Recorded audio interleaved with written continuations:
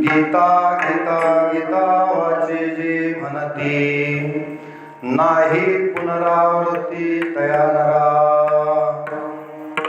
नित्य नेम वाचे वदताक्षरे, नित्य नेम वाचे वदताक्षरे, भवसिंधू तरे अर्धक्षणी. एका जनार्दनी जयाचा हा नेम, एका जनार्दनी जयाचा हा नेम, तया पुरुषोत्तम न विसंबे. नित्य नेम वाचे वदता अक्षरे, भवसिंधू तरे अर्धक्षणी. शांताकारं भुजगशयनं पद्मनाभं सुरेशं, विश्वाधारं गगनसदृशं मेघवर्णं शुभांगं. लक्ष्मीकान्तं कमलनयनं योगिभिर्ध्यानगम्यं, वन्दे विष्णुं भवभयहरं सर्वलोकैकनाथं. महायोगपीठे तटे भीमरथ्या, वरं पुण्डरीकाय दातुं मुनीन्द्रे. समागत्य तिष्ठन्तमानन्दकन्दं, परब्रह्मलिङ्गं भजे पाण्डुरङ्गं. पांडुरंगा करू प्रथम नमन, दुसरे चरण संतांचिया. त्यांच्या कृपादाने कथेचा विस्तारू, बाबाजी सद्गुरु दास तुका. नागेंद्र हाराय त्रिलोचनाय, भस्मांगरागाय महेश्वराय. नित्याय शुद्धाय दिगंबराय, तस्मै नकाराय नमः शिवाय. लोकाभिरामं रणरंगधीरं, राजीवनेत्रं रघुवंशनाथं. कारुण्यरूपं करुणाकरं तं, श्रीरामचन्द्रं शरणं प्रपद्ये. मनोजं मारुततुल्यवेगं, मनोजं मारुततुल्यवेगं, जितेन्द्रियं बुद्धिमतां वरिष्ठं.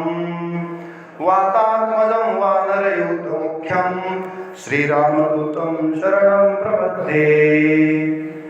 ब्रह्मानन्दं परमसुखदं केवलं ज्ञानमूर्तिं, द्वन्द्वातीतं गगनसदृशं तत्त्वमस्यादिलक्ष्यम्. एकं नित्यं विमलमचलं सर्वधी साक्षीभूतं, भावातीतं त्रिगुणरहितं सद्गुरुं तं नमामि. वसुदेवसुतं देवां कंसचानूरमर्दनं, देवकी परमानन्दं कृष्णं वन्दे जगद्गुरुं. गुरुर्ब्रह्मा गुरुर्विष्णु गुरुर्देवो महेश्वरः, गुरु साक्षात् परब्रह्म तस्मै श्री गुरुवे नमः. ओम नमो ज्ञानेश्वराय.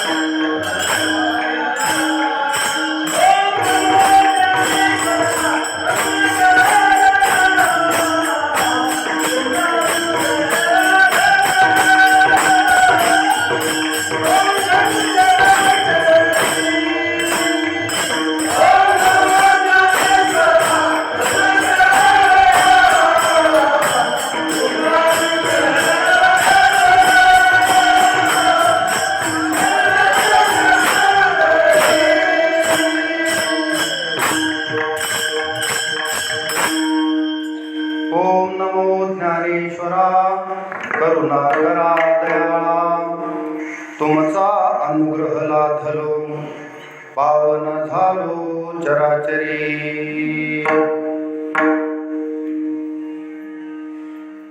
विठाला विठाला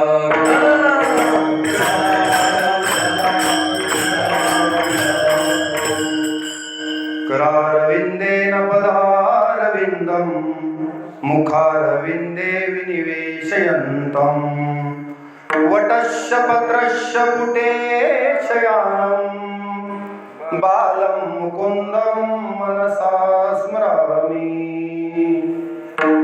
प्रथम नमन करू गणनाथा उमाशंकराची आसुता चरणावरी ठेवणी माथा साष्टांग आता दंडवत।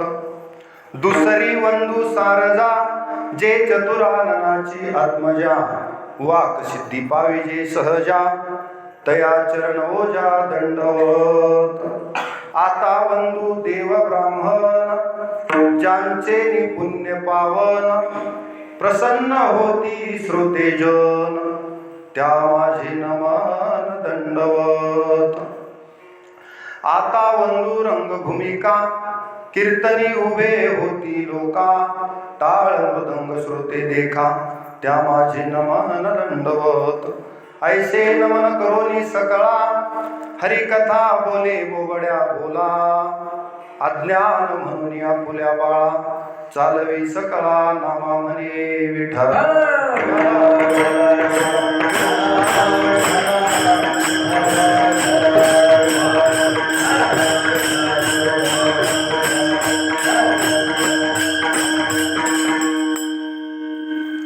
गीता गीता गीता वाचे जे म्हणती नाही पुनरावृत्ती तया नरा। नित्यनेम वाचे वदता अक्षरे नित्यनेम वाचे वदता अक्षरे भव सिंधू तरे अर्धक्षणी। प्रस्तुत आज पवित्र दिन आहे हरिदिनी आणि त्याच्यामध्ये मार्गशीर्ष शुद्ध एकादशी।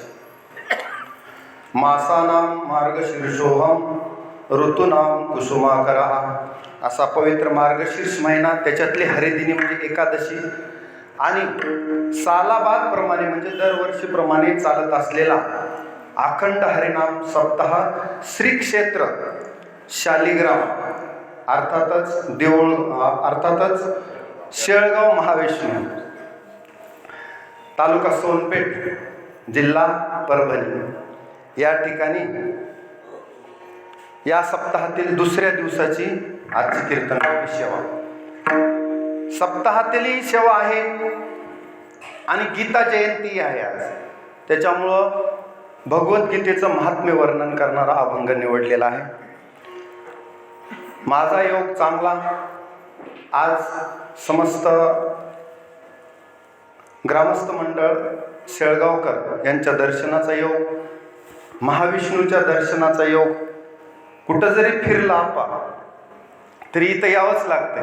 त्याचं कारण मुख्य महाविष्णू चैतन्याचे मूळ आणि संप्रदाय सकळ येथून या।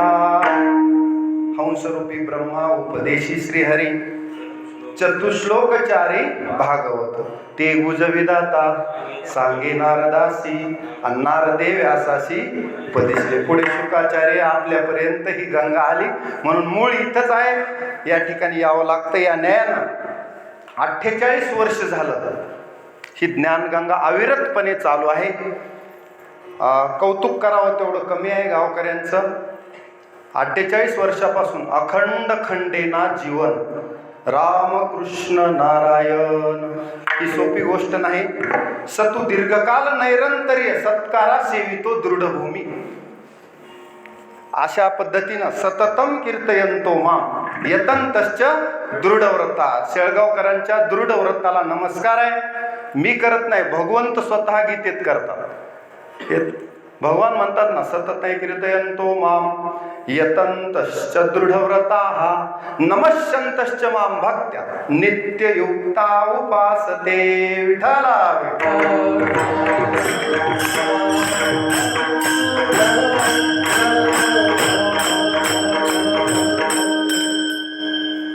एकदा मुखाला नाम येणं अवघड आहे। 48 वर्षापासून नामस्मरण सोपं नाही। जयाचे वाचे पुढा भोजे नाम नाचत असे माझे आणि जे जन्म सहस्र वेळा ओळखीचे एक वेळ मुखासी यावया। 1000 जन्म घेतले तरी एकदा नाम मुखाला येत नाही एवढं कठीण नाम आपल्या इथं सतत सततही कीर्तयंतो माम, म्हणजे काय की आपण सातत्यानं हे कार्य टिकवलेलं आहे आणि पुढेही चालूच राहणार. विठाला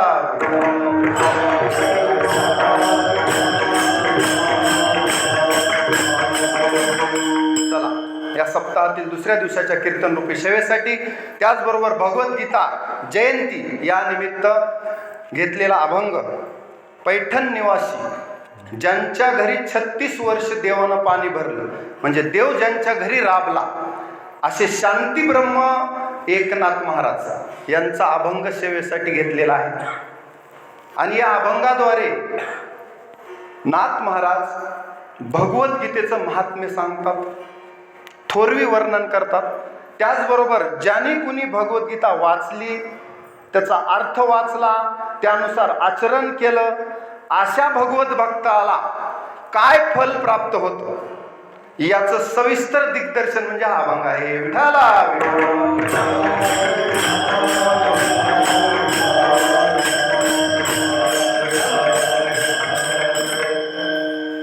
पार्श्वभूमी सांगतो म्हणजे लक्षात येईल. 5,500 वर्षापूर्वीची गोष्ट आहे. कुरुक्षेत्रावर एका बाजूला कौरव आहेत, एका बाजूला पांडव आहेत, आणि महाभारताचं युद्ध सुरू होणार इतक्यात अर्जुन मोहित होतो. अर्जुन आप्तजनांना पाहून मोहित होतो. सगळे माझे आप्तसोकी आहेत आणि यांना मी कसं मारू, युद्ध करू का नको करू, या संभ्रमात तो आपलं गांडीव धनुष्य खाली ठेवून रथामध्ये बसतो आणि देवाला विनंती करतो, देवा सिदंती मम गात्रानी मुखम च परिशुष्यती वेपतुश्च शरीरे मे रोमहर्षश्च जायते.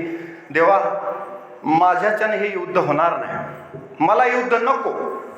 आता युद्धाची सगळी तयारी झाली ना, अर्जुन काय म्हणतो, युद्ध नको. न कांक्षे विजयम कृष्ण न च राज्यम सुखानीच किम नो राजेन गोविंद किम भोगेर जीवितेन वा. नको मला.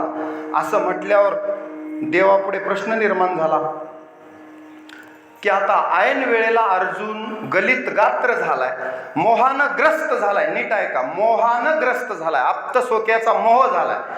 आणि आपल्याला पुढे पुढे ऐकायचंय चिंतन की भगवद्गीता हा आपलाही मोह, अर्जुनाचा तर मोह गेला, आपला सुद्धा मोह घालवण्यासाठी भगवद्गीता आहे. विठाला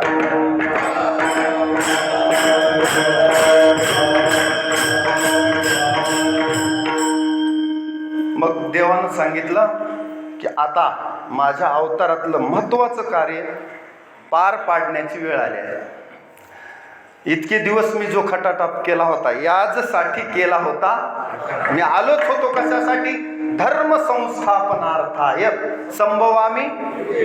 आणि आता मला पुढील काळासाठी एक चिरंतन तत्वज्ञान देऊन जायचे, कारण मी पुन्हा इथं किती दिवस आहे, आणखी निजधामाला जाईपर्यंत पुढे 36 वर्ष बाकी होते. देवाला आणखी पुढे 36 वर्ष काम करायचं होतं, पण 36 वर्षानंतर काय, त्यासाठी देवानं सांगितलं की शास्त्र सिद्धांत सांगून जायचं.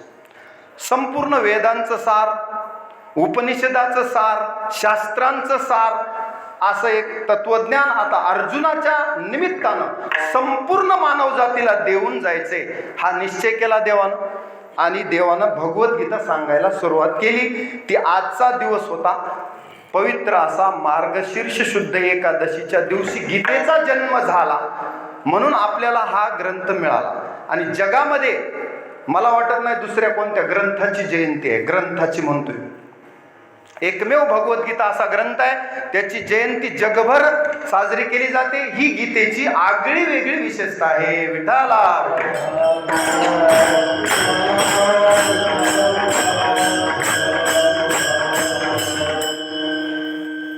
भगवद्गीता जर वाचली तर भगवद्गीता डोक्यावर घेऊन नाचण्याचं मन होतं, कारण त्याच्यात भगवान श्रीकृष्णानं आपलं हृदय उलगडून दाखवले. देवाच्या आवडीनिवडी, पुढचं धर्म कार्य देवानं संपूर्ण, जसं तुकोबरा विचारतात की ऐशी वर्मे मज दावी नारायण, ती वर्म अर्जुनाला सांगितले. ते गुह्य अर्जुनेशी बोलत. ते दुसऱ्या कुणालाच गुह्य देवानं सांगितलं नाही. जे न सांगे पिता वसुदेवाशी, जे न सांगे देवकीशी, जे न बंधू बळीभद्राशी, आणि ते गुह्य अर्जुनेशी बोलत. का सांगितलं असेल अर्जुनालाच? त्याचं कारण आहे, अर्जुन श्रोता आहे आणि भाग्यवान आहे. अर्जुन देवाचा लाडका आहे. कशावरून? भगवान म्हणतात ना, भक्तोसी मे सखा चेती, माझा भक्त आहे तो आणि माझा सखा आहे. सख्य भक्ती जर कुणा केली असेल 9 विधा भक्तीमधील, तर ती कुणाची आहे? अर्जुन. ही नर नारायणाची जोडी आहे. श्रवणम कीर्तनम विष्णू, स्मरणम पादसेवनम, अर्चनम वंदनम दास्यम. आता सख्यम मला सांगायचं, सख्यम आत्मनिवेदनम. त्याच्यातली सख्य भक्ती कुणा केली? अर्जुनानं. बाकीच्या वेगवेगळ्या भक्तांनी 9 विधामधली कोणती भक्ती केली? जसं दास्यत्व निकट हनुमंते पै केले, परंतु सख्य भक्ती अर्जुनानं केली. विठाला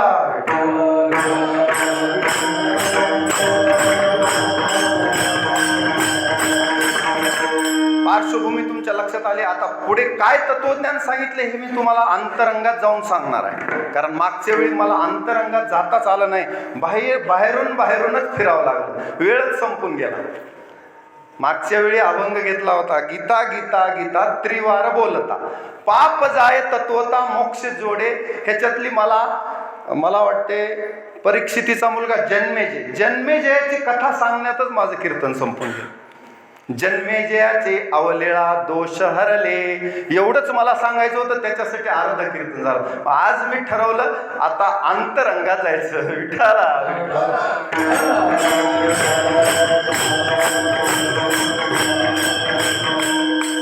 बाह्य वर्णन गीतेचं तर सर्वच जण करतात आणि करण्यासारखाच ग्रंथ आहे. भगवद्गीतेचं वर्णन नाही करायचं तर या मुखानं वर्णन तरी कुणाचं करायचं?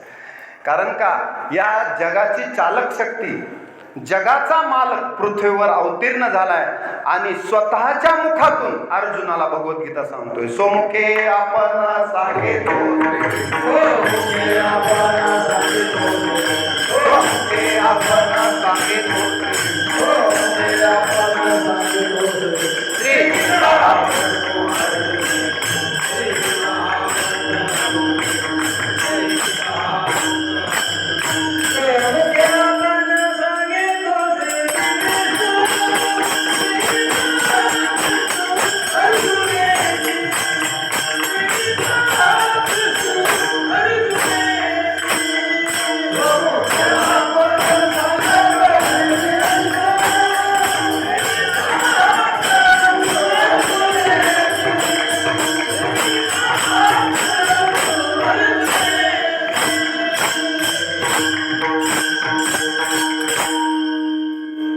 स्वमुखे आपण सांगे तो श्री विष्णू आणि श्री गीता हा प्रश्न अर्जुनेशी.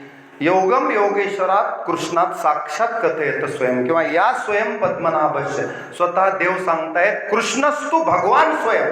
आता बाकी बोलायचं काम नाही. स्वतः देव योगेश्वर श्रीकृष्ण रूपात समोर उभा आहे आणि अर्जुनाला गीता सांगतायत. आणि ते ऐकायला मिळणं, वाचायला मिळणं हे आपलं भाग्य. जसं व्यासाच्या कृपादृष्टीमुळे, व्यासांच्या कृपेमुळे संजयाला संपूर्ण युद्ध पाहायला, भगवद्गीता ऐकायला, देवाचं विश्वरूप दर्शन पाहायला मिळालं, संतांची कृपा.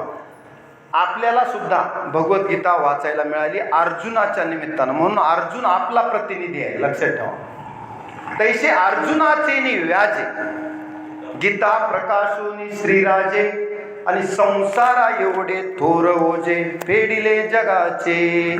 पूर्ण जगाचं ओझ फेडलं. आणि हा जो भगवद्गीतेतला संवाद आहे तो अर्जुन आणि श्रीकृष्णाचा, श्रीकृष्ण अर्जुन संवादे. कुणाकुणाचा संवाद आहे? भगवान योगेश्वर श्रीकृष्ण वक्ता आहे, श्रीकृष्ण वक्ता जी आहे ग्रंथी.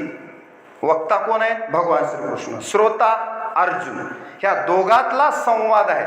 आणि संवाद कुठं आलाय? हा संवाद आता भारत कमल परागू, आता भारत कमल परागू, महाभारतात रूपी कमळामध्ये हा जो पराग आहे म्हणजे सुगंध आहे, तो गीताख्य प्रसंगू, जो संवादला श्रीरंगू अर्जुनेशी. ह्या दोघांचा पवित्र संवाद म्हणजे गीता आहे. आपण करतो तो वाद आहे. आपण करतो तो वाद, कशाचाही वाद असू द्या. जगात आता किती वाद चालू आहेत मी सांगत नाही, खूप वाद चालू आहेत. इझम म्हणून त्याला इंग्लिशमध्ये म्हणतात. खूप इझम आहेत. त्याच्यामध्ये आपण अद्वैतवाद मानतो. भगवद्गीता सुद्धा अद्वैत अमृत वर्षिणी आहे. काय आहे? अद्वैत. भगवान आद्य शंकराचार्यांनी जे अद्वैत तत्वज्ञान सांगितलं त्याचा पुरस्कार भगवद्गीता करते. मग वेगवेगळे अजातवाद आहे, जे इझम आहेत. आताचे मार्क्सवाद, समाजवाद, वेगवेगळे वाद आहेत शास्त्रामध्ये सुद्धा. शास्त्रांचे भांडण तपतीर्थाटन, उर्वीचे भ्रमण यासाठी. मग भगवद्गीता मात्र ह्या सगळ्यांचं ऐकून घेते. काही काळ असा दिसतो आपण समाज प्रवृत्तीकडे गेलेला, म्हणजे फक्त खा प्या मजा करा. चार्वाकवादी तत्वज्ञान. काय? ऋणम कृत्वा घृतम पिबेत भस्मीभूतस्य देहस्य पुनरागमन कुत, असं म्हणणारा एक समाज आहे. तो एवढ्या टोकाला जातो की ऋण काढून सण साजरा करा, पुन्हा पुन्हा जन्म नाही, असं म्हणणारी एक विचारधारा या पृथ्वी तलावर आजही चार्वाकवादी लोक आहेतच. वा वा वा, खावे प्यावे ल्यावे, माऊलींनी सांगितलं. असा एक समाज आहे. असा एक समाज आहे की आत्यंतिक त्याग नाही, काहीच नाही. आसन वसन त्याग, सगळा त्याग. पूर्ण शरीराला कर्षयंत शरस किंवा क्लेशोधिक तरस्तेशाम, शरीराला सुद्धा क्लेश देऊन भगवत प्राप्ती करण्यासाठी हिमवंतू दोष खाय परी शरीराची हानी होय. तिकडं हिमालयात जातात साधू मुनी, तिथं बघा ऋषी मुनी असतात. आता सुद्धा काही जण जातात, परंतु तिथं सुद्धा आत्यंतिक त्याग आहे. बघा आता आपल्यासारखे संसारिक माणसं आहेत ज्याला कीर्तनाला यायला सुद्धा घरची परवानगी घेऊन यावं लागते. आणि तुम्ही आलात म्हणजे खूप मोठा विजय प्राप्त करून आलात. अनेक गोष्टी असतात इथे येण्यासाठी सुद्धा, खूप आपल्याला काय अडथळे आहेत. तरी सुद्धा पुन्हा येऊन 2 तास बसायचे, हे तप करायचे आपल्याला. शारीरम तप उच्चते, हे शारीरिक तप आहे आता तुमचं. मग एवढा अवघड असताना सुद्धा मी सांगतोय, कुठपर्यंत आलता विषय? वाद. हे वेगवेगळे वाद आहेत. परंतु गीता काय करते? प्रवृत्तीकडेही जात नाही आणि निवृत्तीकडेही जात नाही. आत्यंतिक निवृत्ती नको, आत्यंतिक प्रवृत्ती, दोन्ही मनुष्याच्या विकासास घातक आहे. जसं उदाहरण देवानं सांगितलं की अर्जुना, हा जो योग आहे, हा योग कुणाला साध्य होतो? जास्त खाणाऱ्यालाही नाही आणि कमी खाणाऱ्याला आहे, म्हणजे उपाशी मरणाऱ्याला बी साध्य होत नाही. युक्त आहार विहारस्य युक्त चेष्टस्य कर्मसु युक्त स्वप्नावबोधस्य योगो भवति दुःखः, किंवा युक्त आहार विहार, युक्त आहार विहार, युक्त आहार विहार, हे इंद्रियासी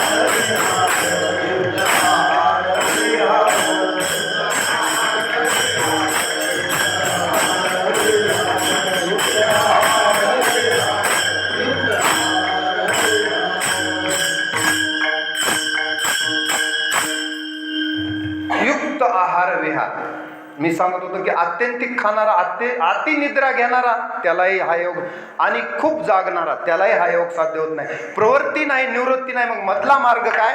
तर भगवद्गीतेचा मार्ग हा संयमाचा आहे. संयमाचा. प्रवृत्ती निवृत्तीचं बॅलेन्स करायचं. बॅलेन्स आउट झालं की माणूसही आउट होतो. म्हणून बॅलेन्स आउट होऊ द्यायचं नाही. कसं नाही, मी टचून खाईल आणि योग साध्य करेल, होत नाही. उदाहरण सांगतो आपल्या भाषेतलं. आता आपल्या सगळ्यांना हॉटेलमधील काय आवडते पदार्थ? भजी. भजी आवडतात. 1 प्लेट भजी तुमच्या समोर ठेवली, तुम्हाला जर सांगितलं पूर्ण भजी खाऊन टाका, तुम्ही काय म्हणणार? एवढेच काय, आणखी 1 प्लेट खावेसे वाटतात. आवडणाऱ्याला आवडी आणि लाजवी, व्यसन आणि काय त्याला हेच नाही. मग म्हणले 2 प्लेट खाऊ. बरं, एका माणसाला सांगितलं इथं भजे समोर दिसत आहेत पण खायचे नाहीत. हा निवृत्तीवादी माणूस आहे. ते म्हणला ठीक आहे, त्याग भाज्याचा, खायचे नाहीत, दिसतात पण खायचे नाहीत. एका माणसानं मला हरिपाठातलं प्रमाण भजे खा त्वरित भावनायुक्त म्हणलं. भजे नाही, भजे का त्वरित आहे तिथं भावनायुक्त, भजे खा नाही काय. मग म्हणला खात नाही, भजे खात नाही. बरं ठीक आहे, दोघांनी विजय. आता ह्याला काय म्हणायचं, समोर भजे दिसत आहेत पण खाल्ले नाही, इंद्रियावर विजय मिळवला. जितेंद्रिय माणूस आहे. इंद्रियान इंद्रियार्थ्याभ्यास तस्य प्रज्ञा प्रतिष्ठिता. ह्यानं काय केलं, जसं भगवंताच्या मंदिरात इथं कासव आहे, भगवद्गीतेत कासवाचा देवानं दृष्टांत दिला. इंद्रिय कसे आवरायचे, या कासवासारखे. कासवाला जेव्हा कधी त्याला वाटलं आपले इंद्रिय आवरून धरायचे तर सगळी इंद्रिय आत ओढते कासव, आणि जेव्हा बाहेर काढायचे तेव्हा बाहेर काढते. त्याच्यावर संयम आहे. म्हणून उदाहरण दिलं देवानं भगवद्गीतेत, यदा संहरते चायम कुर्मोंगानीव सर्वशा इंद्रियान इंद्रियार्थ्यभ्यस तस्य प्रज्ञा प्रतिष्ठिता. कासवासारखं राहायचं. मग आता हा माणूस म्हणला ठीक आहे, माझा विजय प्राप्त झाला, पण एवढ्यावरच होईल असं सांगता येत नाही. एक उदाहरण सांगतो म्हणजे लक्षात येईल. अकबर म्हणला सगळ्या प्राण्याला कशावर विजय मिळवता येते, इंद्रियावर विजय मिळवता येतो, पण मांजराला विजय मिळवता येत नाही. बिरबल म्हणला मिळवता येतो. दोघांमध्ये वाद झाला. मला दाखव म्हणले. एक दिवशी त्यानं काय केलं, अकबरानं मांजराच्या डोक्यावर दिवे ठेवले आणि त्या दिव्याच्या उजेडात जेवण करून दाखवलं. एवढं मांजराला संयमी बनवलं. मग बिरबलाला बोलवलं, बघ मी मांजराच्या डोक्यावर दिवे ठेवतो आणि त्या दिव्याच्या उजेडात जेवतो. मांजराला संयमी बनवलं की नाही. बिरबल म्हणला उद्या सुद्धा मांजर संयमी राहील का, ह्याची शाश्वती आहे का तुम्हाला. बिलकुल. मांजर आता संयमी झाले ना, आता त्याचा संयम कोणत्याच परिस्थितीत स्थितप्रज्ञ झालाय. म्हणजे माझं मांजर कसं झालंय आता, सुखेशु अनुद्विग्न म्हणा, सुखेशु विगतस्पृहा, दुःखेशु अनुद्विग्न म्हणा. आता असं झाले म्हणजे प्रजाती यथा कामान सर्वान पार्थ मनोगता आत्मन्येव आत्मना तुष्ट स्थित प्रज्ञस्तदोच्यते. एवढे उदाहरणं दिली. ते म्हणला बरं परीक्षा घेऊ. दुसऱ्या दिवशी बिरबल आला. मांजराच्या डोक्यावर दिवे होते. त्यानं खिशात हळूच एक उंदीर घेऊन आला होता. काय आला होता, उंदीर. उंदीर मांजरे पुढे सोडला की मांजराचा संयम स्थित प्रज्ञता गेली. मांजर ते दिवे सांडून लवंडून टाकले, त्याच्या ताटात तेल ओतलं आणि मांजर त्या उंदराच्या मागे धावलं. आता मला सांगा, विषय जोपर्यंत दिसतात दूर आहे तोपर्यंत ठीक आहे, पण इंद्रियाच्या समोर विषय आल्यावर आवरणं कठीण आहे. त्याला कासवासारखं जितेंद्रिय पाहिजे. म्हणून आत्यंतिक निवृत्ती, आत्यंतिक प्रवृत्ती सहज साध्य माणसाला शक्य नाही. मग ह्याच्यातला मधला मार्ग गीतेनं सांगितलं की त्या प्लेट मधले, आता लक्षात द्या, प्लेटचा आपल्याला पूर्ण कार्यक्रम करायचा आहे. म्हणजे काय अर्धवट राहिले ना, त्याचं पूर्ण करावं लागेल. प्लेट गेली का भज्याची, डोक्यातली जातच नाही. घरी जरी भजे केले तर हॉटेलमधले गोड लागतात. आणि आता सगळ्या रस्त्यांनी कामधेनू आहे. कामधेनू म्हणजे हे हॉटेल. मागितल्या इच्छा केली तुमच्या समोर जे पाहिजे ते, त्याला म्हणायचं कामधेनू. हॉटेल म्हणजे काय. बर चला, आता तिसरा गीतेचा मार्ग कोणता आहे. गीतेनं असं सांगितलं की एक प्लेट भजी आहे, खूप सुंदर आहे, पण त्याच्यातले 2च भजी खायचे आणि स्टॉप करायचं, थांबायचं. 2 खायचे आणि थांबायचं. म्हणजे पूर्णही खायचे नाहीत आणि त्यागही पूर्ण नाही. 2च खायचे आणि थांबता आलं पाहिजे. किती जरी पुढे जीभ पुन्हा वळवळ केली, जिव्हाला चावली भोजना दुग्ध घृत शर्करा निंदिले उपांना तेने पावलो मुखबंधना. जिव्हा लाचावली भोजना. आता ते लय अवघड आहे. कोणता अवघड आहे. 2 खाऊन थांबणं, कारण जीभ थांबत नाही. मग तिथं जो थांबला तो मार्ग भगवद्गीतेचा आहे. मला थोडक्यात सांगायचं, आपल्याला पुढे विषय भरपूर आहे. पुढेही बहुत करणे आहे विठाला.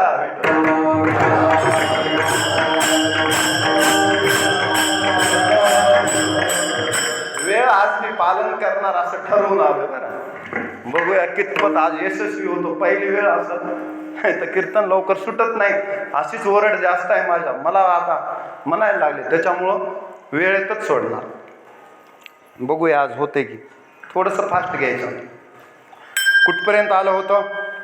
आता गीतेचा मार्ग तुमच्या लक्षात आला. मग हे तत्वज्ञान अर्जुनाला भगवद्गीतेत सांगितलंय. अर्जुन हा प्रतिनिधी आहे आपला, आणि अर्जुनाला निमित्त केले. आता सहज ब्रह्मरसाचे पारण कुणासाठी केले? अर्जुनाला केले नारायणे, पण तेची अवसरे पाहुणे पातलो आम्ही. चांगला स्वयंपाक केलाय गृहिणीनं अर्जुनासाठी, म्हणजे देवानं गीता सांगितले खरी अर्जुनाला, पण त्या स्वयंपाकात पाहुणा आला सणात सोयरा, आपल्यालाही तो स्वयंपाक मिळाला, म्हणून आपण भाग्यवान आहे. भगवद्गीता हा पवित्र ग्रंथ काय, त्याच्यात 2-3 उदाहरण सांगतो म्हणजे तुमच्या लक्षात येईल भगवद्गीतेचं महात्म्य. म्हणजे पुढे मला अभंगाकडे जाता येईल. 3च गोष्टी लक्षात घ्या. पहिल्यांदा श्रोता किती मोठा आहे हे लक्षात आलं, अधिकार लक्षात येते. वक्ता किती मोठा आहे हे एक लक्षात घ्या. आणि भगवद्गीता ग्रथित करणारे कोण? भगवान वेद व्यास. हे किती महान आहेत तिघजण. एवढं जर तुम्हाला कळालं तर भगवद्गीतेत त्या संवादाला किंमत येते. समोर वक्ता बोलणारा कोण आहे, किती अधिकारी आहे, याच्यावर तो काय बोलतो आणि त्या बोलण्याची किंमत ठरत असते. विठाला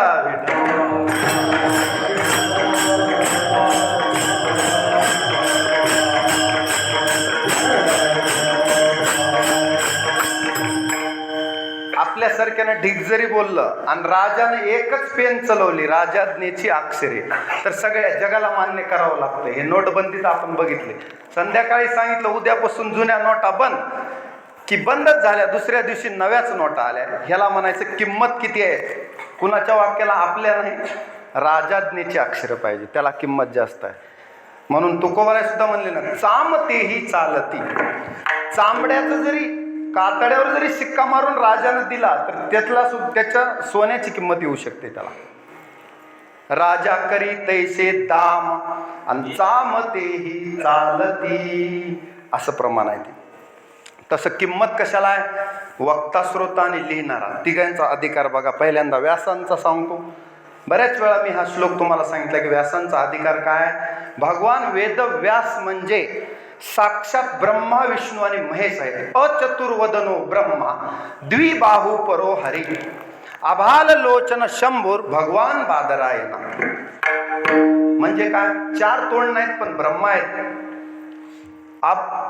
अचतुर्वदनो ब्रह्मा, द्विबाहू परो हरी, 2च हात आहेत पण हरी आहेत. पुढे आभाल लोचन शंभूर, म्हणजे 3रा डोळा नाही मस्तकावर, परंतु भगवान बादरायण शंकरच आहेत. असे बादरायण व्यासांनाच बादरायण व्यास, कृष्णद्वैपायन व्यास म्हणतात. व्यास एवढे महान आहेत. व्यासांचे वडील पराशर आईच्या गर्भात वेद बोलत होते. गर्भात वेद बोलत होते म्हणून पोरग एवढं हुशार निघालं. सत्वर उच्चार जसा प्रल्हादी बिंबला, तसा सत्वर उच्चार व्यासांचाही. वडील जर गर्भात वेद बोलत असतील तर मुलगा किती कर्तृत्वान आहे, किती कर्तृत्वान आहे. नमोस्तुते व्यास विशाल बुद्धे, कुल्लारविंदायत पत्र नेत्र, येन त्वया भारत तैल पूर्ण. नीट आहे का? प्रज्वालितो ज्ञानमय प्रदीप. हा ज्ञानमय दिवा म्हणजे दीप सगळ्या भारताला तेजोमय करण्याचं काम कुणं केले? 18 पुराणं लिहिलीत. कुणं? व्यासांनी. 18 पुराण, भागवतासहित 18 पुराण आहेत. नाव बघा, पद्मपुराण, सगळे वेगवेगळे पुराण आहेत. तुम्हाला माहित आहे कारण श्रोते हुशार आहेत. भागवत पुराणापर्यंत 18 पुराणं लिहिली, महाभारताची रचना केली. सगळ्यात जर त्यावेळेसचा इतिहास पाहायचा असेल तर आद्य इतिहासकार म्हणून व्यासच आहे. खराखुरा व्यासांच्या नजरेतून त्या काळातली एकही घटना सुटलेली नाही. आजचे इतिहासकार, आजचा इतिहास कसा आहे? विकृत इतिहास आहे, विकृत. माझ्या सोयीनुसार लिहिलेला त्याला इतिहास म्हणत नाहीत. व्यासांच्या नजरेतून महाभारत काळातील एकही घटना सुटलेली नाही म्हणून त्यांना आद्य इतिहासकार म्हणायचं. विठाला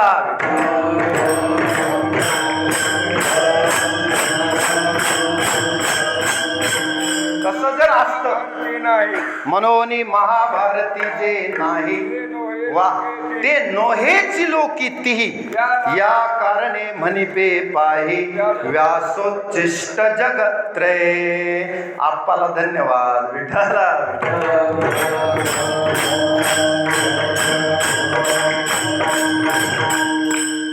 चला. म्हणून तर ज्ञानोबराय सुद्धा म्हणतात तैसा व्यासांचा मागोवा हेतू भाष्यकारा ते वाट पुसतो. मी त्यांच्याच पावलावर पाऊल ठेवून भगवद्गीतेची टीका मराठीत प्राकृतमध्ये करत आहे. आता ही जी भगवद्गीता आहे ती व्यासांनी भीष्म पर्वामध्ये, महाभारतात किती पर्व? 18 पर्व आहे. वन पर्व, भीष्म पर्व, त्याच्यामधल्या भीष्म पर्वात भगवद्गीता आलेली आहे. किती श्लोक आहेत भगवद्गीतेत? 700 श्लोक. किती? 700 श्लोक. अध्याय 18. अध्याय 18 अध्याय 700 श्लोक. आता त्याच्यात भगवंताच्या मुखातून, अर्जुनाच्या मुखातून, संजयाच्या मुखातून आणि धृतराष्ट्राच्या मुखातून 1 श्लोक, असे अनेक श्लोक, प्रत्येकाची वेगवेगळी संख्या आहे. म्हणजे गीता सप्तशती आहे 700 श्लोकाची. मोह महिषा मुक्ती प्रवर्तली अशी आपला मोह घालवण्यासाठीच आपल्यासाठी भगवद्गीता दिलेली आहे. ते पुढे मी सांगणार आहे. पहिल्यांदा तुम्हाला भगवद्गीतेचं स्ट्रक्चर म्हणजे रचना तरी कळावी, त्याची पार्श्वभूमी तरी करावी, तेवढ्यातच आणखी कीर्तन चालू आहे. पुढे तर अनेक बाकीच आहे. आता हे झालं. पुढे आता श्रोता जो आहे अर्जुन, त्याचा अधिकार बघा. आता मी सांगण्यापेक्षा स्वतः भगवंतानं सर्टिफाईड केलंय. कुणाला? अर्जुनाला सर्टिफिकेट देऊन टाकले. वृष्णीनाम वासुदेवोस्मी पांडवानाम धनंजय. आता एक पांडवानाम धनंजय म्हणजे कुणाचं सर्टिफिकेट आहे? जगाच्या मालकाचं, विश्वाची चालक शक्ती. तोमस्य विश्वस्य परम निधानम पितामहस्य जगतो माता धाता पितामह किंवा मयाध्यक्षेन प्रकृती सुयते सचराचरम. असा देव जो संपूर्ण चराचर सृष्टीचा मालक आहे, तो म्हणतो की अर्जुन माझी विभूती आहे. आता ह्याच्यातच कुणाचं प्रमाणपत्र आहे? अर्जुनाचा. आता बघ, ज्ञानोबरायांनी अर्जुनाची बरीच थोरवी ज्ञानेश्वरीत वर्णन केले. तू शूरवृत्तीचा ठाव, क्षत्रिया माझी राव, तुझी या लाठेपणाचा आहो तिही लोकी. म्हणजे धन्य अर्जुनाची भक्ती, त्याला साह्य लक्ष्मीपती, त्याचा सारथी भगवान, ध्वजस्तंभे हनुमान किंवा ध्वजस्तंभावरी वानरू, तो मूर्तिवंत शंकरू, सारथी शारंगरू अर्जुनेशी देखा नवल प्रभूचे, अद्भुत प्रेम भक्ताचे, जे सारथ्यपण पार्थाचे करीतू असे, इतका अर्जुन महान आहे. विठाला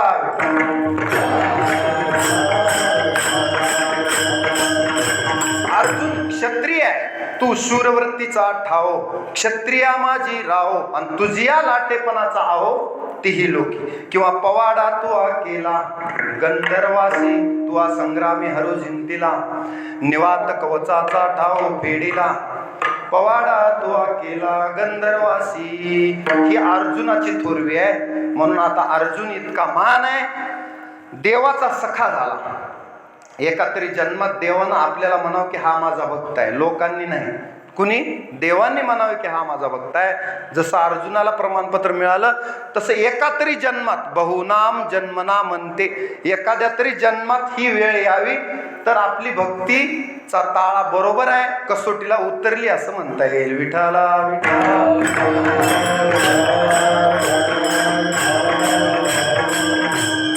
आणि आता सांगणारा म्हणजे वक्ता जो आहे, वक्ता असा आहे की अर्जुन काय झालाय, इथं वासरू झालाय आणि भगवान श्रीकृष्ण गाय झालेत. तैसे गीतेचे दुभते वत्स करुनी पार्थात्या, दुभिन्नली जगापुरते श्रीकृष्ण गाय. जगाला हे गीतामृतम, गीतामृतम म्हणजे गीतेचं अमृत प्राशन करायला दिलेलं आहे जगासाठी. दुभिन्नली जगापुरते श्रीकृष्ण गाय. मग असा वक्ता आहे जो जगाचा चालक आहे, संपूर्ण विश्वाचा मालक इथं अवतीर्ण होतो आणि भगवद्गीता अर्जुनाला सांगतो यासारखं माधुर्य कोणतं नाही. म्हणून हे माधुर्य ऐकायचं असेल तर देवानं आपलं हृदय प्रकट केलंय 18 अध्याय 700 श्लोकात. ते जर भगवद्गीता वाचली तर तुकोबराय म्हणतात की असाच जर कोणी भगवद्गीता वाचत असेल तर त्याची सेवा मला घडावी तर मी परम भाग्यवान होईल. वाचणाऱ्याची सेवा घडावी. कुणाची? गीता भागवत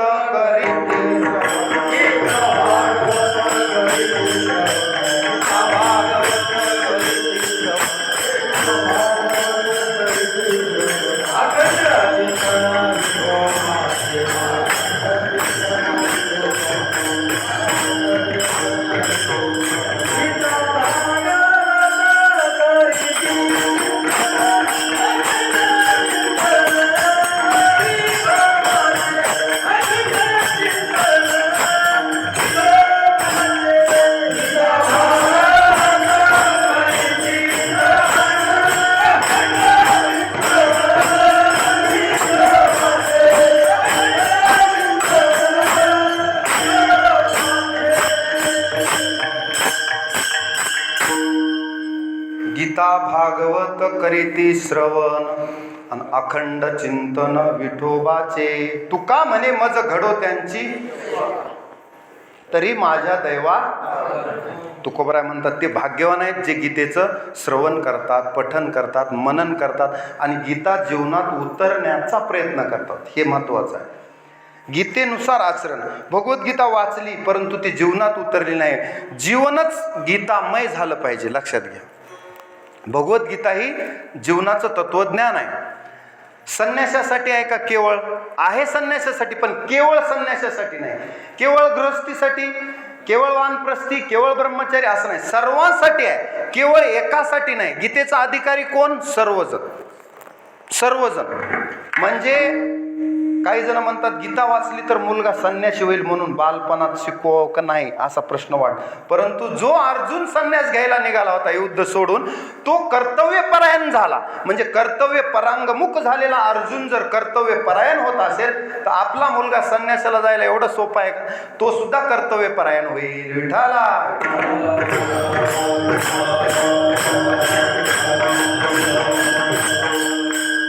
भगवद्गीतेमध्ये ज्ञान, कर्म आणि भक्ती, नीट आहे का, तिन्हीचा संगम आहे. त्रिवेणी संगम. थोडक्यात तुम्हाला आता हायलाईट सांगतो. ज्ञान, कर्म आणि भक्ती ह्या तिन्हीचा संगम जर कुठं बघायचा असेल तर एकट्या भगवद्गीतेत आहे. आणि जर भगवद्गीता वाचली तर किमन्ने शास्त्र विस्तरे. दुसऱ्या शास्त्राचा विस्तार करायचीच गरज नाही. इथंच सगळं. 100 रुपयात 50ची, 20ची, 10ची नोट येऊनच गेली. आली की नाही? 100 रुपयात 10च्या 10 नोट आहेत, 50च्या 2 आहेतच. नाही माझ्याकडे 50ची नोट आहे, माऊली म्हणली माझ्याकडे 100ची आहे, मग माझी त्यांच्या नोटेत येऊनच गेली ना. हां, माझ्याकडे 200ची असेल तर मग मात्र त्यांच्या पुढे मी आहे. पण भगवद्गीता असे आहे की त्याच्यामध्ये सर्व ग्रंथाचं सार आलं. किमन्ने शास्त्र विस्तरे.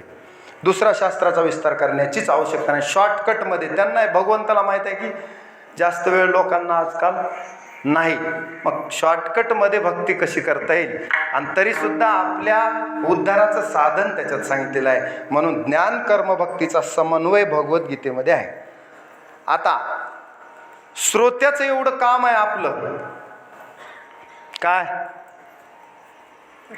देव द्यायला आलाय पण आपल्याजवळ घ्यायला पदर नाही म्हणल्यासारखी स्थिती आहे. श्रीमंत बापाचे गरीब लेकर म्हणायचं त्याला. म्हणजे इतकं आपलं दुर्दैव आहे. आपल्याकडे सर्व आहे. आपल्यापासून इंग्रज घेऊन गेले, आपल्यापासून गीता जगात गेली. स्वामी विवेकानंदानं, महात्मा गांधींनी, आचार्य विनोबा भावेंनी सर्वांनी भगवद्गीता जगात नेण्याचा प्रयत्न केला. अगदी आताच्या काळातील पांडुरंग शास्त्री आठवले यांनी जगभर गीता नेली. भारतात सुद्धा भगवद्गीता त्यांच्या स्वाध्याय परिवारामार्फत शिकवली जाते आणि त्याचं तत्वज्ञान ते प्रयोगातून जगतात. असे साधुसंत आजही आहेत. आपली जोग महाराज वारकरी शिक्षण संस्था भगवद्गीता शिकवते, संहिता देते, मुलांना शिकवते. आपल्या वारकरी शिक्षण संस्था शिकवतात. म्हणजे भगवद्गीतेची शिकवण मला सांगायचे की महात्मा गांधीपासून, विनोबा भावेपासून, स्वामी विवेकानंदापासून पांडुरंग शास्त्रीपर्यंत सर्वांनी आचरणात आणली.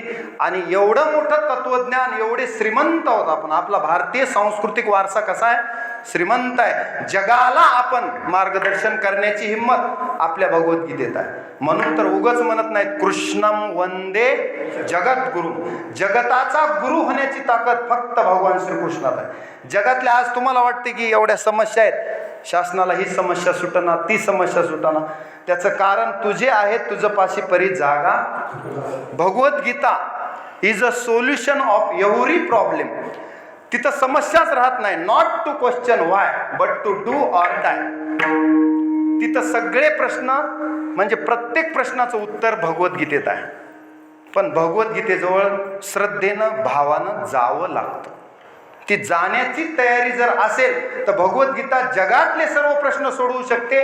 हे मी सांगत नाही, भगवान स्वतः सांगतात. विठाला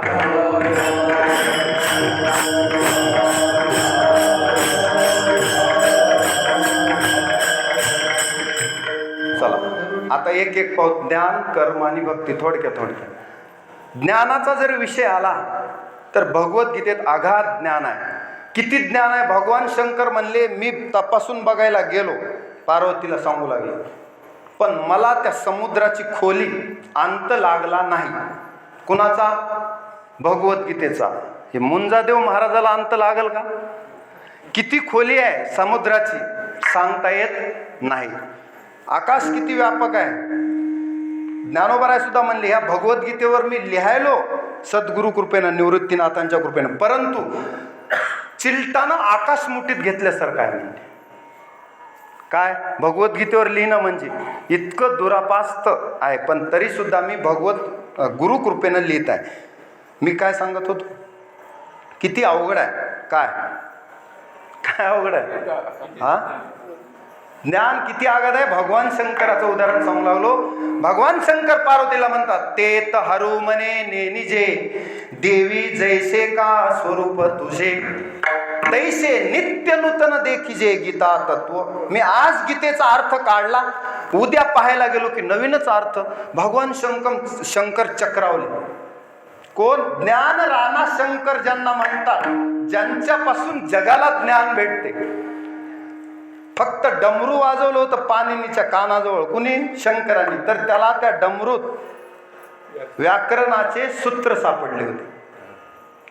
रावण सुद्धा वेदांचा ज्ञाता होता. रावण सुद्धा भगवान शंकराचा भक्त होता. भगवान शंकर हे ज्ञान राणा शंकर आहेत. ते सुद्धा म्हणतात की तैसे नित्य नूतन देखिजे गीता तत्व. किंवा श्रीकृष्ण अष्टकात शंकराचार्य सुद्धा म्हणतात की दिने दिने नवम नवम नमामि नंद संभवम. दिने दिने नवम नवम म्हणजे तैसे नित्य नूतन देखिजे गीता तत्व. या गीतार्थाची थोरी स्वयंशंभू विवरी, ते त भवानी प्रश्न करी चमत्कारून, ते त हरू मने निजे देवी जैसे का स्वरूप तुझे. काय? तैसे नित्य नूतन देखिजे. मला एवढाच तुकडा सांगायचा की हे नित्य नूतन आहे म्हणून भगवद्गीता मला आता पाठ झाली असं कोणी जगात म्हणू शकत नाही, किंवा मला सर्व अर्थ कळाला. जिथं भगवान शंकर असं म्हणतात तर आपल्यासारख्याची काय कथा. विठाला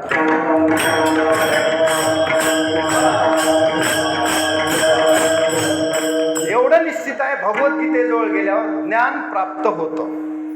आणि अंतिम सिद्धांत असा आहे आप्पा की या मनुष्य जन्मात प्राप्तच काय करून घ्यायचे? ज्ञान. कोणतं ज्ञान? अज्ञान घालवायचे. अज्ञान गेलं की ज्ञान आलं. जसं सूर्य आल्यावर अंधार राहत नाही. अंधाराची वार्ता सूर्याला माहीतच नाही. अंधार नावाची काही वस्तू आहे सूर्याला माहीत नाही, कारण तो बघायला अंधाराला आला की अंधार दूर होतो. तसं भगवद्गीतेकडे गेलं की ज्ञान प्राप्त होते. आणि साध्यच काय जीवनाचं?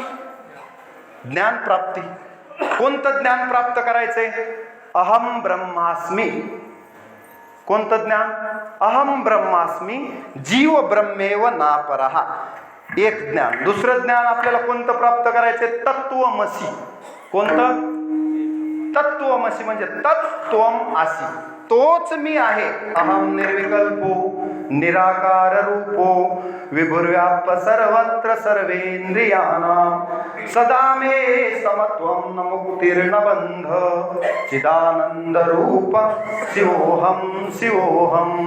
हे ज्ञान करून घ्यायचे. हे ज्ञान कोण देते? गीता ही ज्ञान संजीवनी आहे. संपूर्ण जगाला ज्ञान गीतेपासून मिळते आणि ज्ञान प्राप्त केल्याशिवाय मोक्ष नाही, हा सिद्धांत. आद्य शंकराचार्य म्हणतात, थोडं जरा इकडं लक्ष द्या, पकवाच मृदंग वादक. आद्य शंकराचार्य म्हणतात, कुरुते गंगा सागर गमनम व्रत परिपालम अथवा दानम. पुन्हा कुरुते गंगा सागर गमनम व्रत परिपालम अथवा दानम. ज्ञानविहीन सर्वमतेन मुक्तिं न भजति जन्मशतेन. भज गोविंदं भज गोविंदं भज गोविंदं. काय म्हणतात शंकराचार्य, नीट ऐका. हे गाऊन झालं, आता सांगतो. कुरुते गंगा सागर गमनम. एखादा म्हणला मी गंगा सागर तीर्थ केले, 4 धाम केलंय. कुरुते गंगा सागर गमन, कुठेही जा म्हणले शंकराचार्य. व्रत परिपालम अथवा दान, कोणतंही व्रत करा, दान करा. एवढं जरी केलं तरी शंकराचार्य त्याला फारशी किंमत देत नाही, थोडीशी किंमत आहे. यज्ञो दानम तपश्चैव पावन आणि मनीषीनाम, एवढ्यापुरती किंमत आहे. मनुष्याला पावन करणारी साधनं आहेत, परंतु पुढे शंकराचार्य म्हणतात, एवढ्यावरच सगळं झालं असं समजू नका. गंगेत घोडं न्हालं नाही, आपल्याला वाटतं न्हालं, हा हे महत्वाचं आहे. पुढे काय सांगितलं त्यांनी, कृते गंगा सागर गमनम व्रत परिपालम अथवा दानम. पण ज्ञानविहीन सर्वमतेन मुक्तिम न भजती जन्मशतेन. शतजन्म जरी असं फिरत राहिलात, हे कर ते कर ते कर, ह्या महाराजाकडे जाय, त्या बुवा बाबाचे पाय धर, तुम्हाला ज्ञानविहीन सर्वमतेन कधी ज्ञानच प्राप्त करावं लागेल. त्याशिवाय शतजन्म घेतले तरी मुक्ती नाही, हा सिद्धांत आद्य गुरु शंकराचार्य सांगतात. ज्ञानविहीन सर्वमतेन मुक्तिम न भजती जन्मशतेन. म्हणून हे जर ज्ञान प्राप्त करायचं असल, तेन त्वम आसी, देवामुळं मी आहे, तस्य त्वम आसी, त्याचा तू आहेस, आणि तत्त त्वम आसी, त्या तोच तू आहेस. म्हणजे अहम ब्रह्मास्मी या स्थितीपर्यंत जायचंय. या स्थितीपर्यंत जाण्याच्या पायऱ्या कोण दाखवते? गीता दाखवते. गीता एक अशी बॅटरी आहे, तुम्ही जितकं चालाल. आता एक जण म्हणला, आपा बॅटरी फक्त 100 मीटरच उजेड देते, मग मला तर 2000 मीटर चालत जायचे. दुकानदारालाच वाद घालू लागला. दुकानदार म्हणला, तू पहिलं 100 मीटर चाल, बॅटरी त्याच्या पुढे 100 मीटर तुला काय दाखवते? मार्ग दाखवते. पुन्हा ते 100 मीटर चाल, पुन्हा पुढे 100 मीटर मार्ग दाखवते. पुन्हा चाल, असं करत करत तू 2000 चालेपर्यंत ती मार्ग जाणार. पण जाग्यावरच जर तू म्हणला नाही मला 2000 मीटर पर्यंत इथूनच उजेड पाहिजे, भेटणार नाही. तसं भगवद्गीता, ये यथा माम प्रपद्यन्ते तास्ततैव भजाम्यहम. तुम्ही ज्या स्थितीला आहेत, नीट ऐका, वाचा भगवद्गीता, पण थोडं ज्ञान दृष्टीनं वाचा. तुम्ही कोणत्या स्थितीला आहेत? उपद्रष्टा, अनुमंताच, भरता, भोक्ता, महेश्वरा. ह्या देवाच्या काय आहेत? तुमच्या सोबतच्या जोडलेल्या संबंधाच्या अवस्था आहेत. तुम्ही जसे तसा देव. काय माऊली महाराज, तुम्ही जसे तसा देव. हे यथा माम प्रपद्यन्ते तांस्ततैव भजाम्यहम. काय मम वर्तमानुवर्तन्ते मनुष्या पार्थ सर्वशः. म्हणजे जसं आपण तसा देव. या न्यायानं आपण त्या बॅटरी प्रमाणे पुढे पुढे जसं जसं मार्गक्रमण कराल, तशी तशी ज्ञान प्राप्ती होत जाणार. विठाला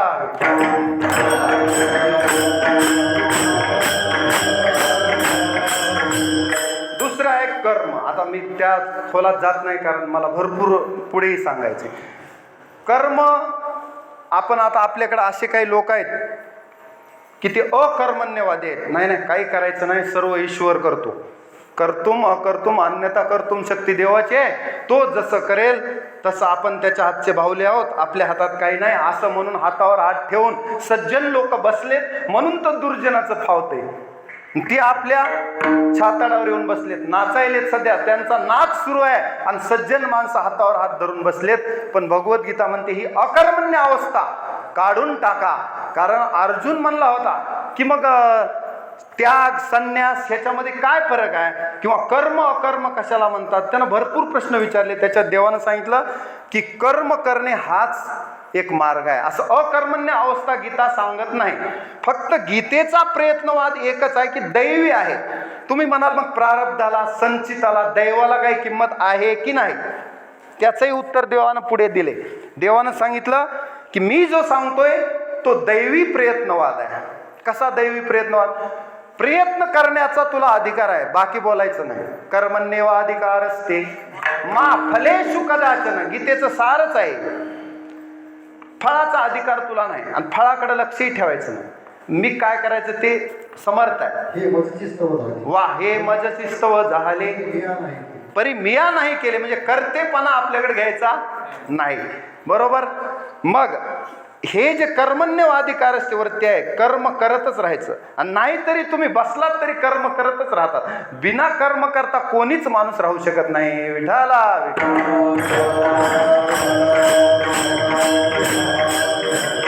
दैवी प्रयत्नवाद कसा आहे लक्षात घ्या.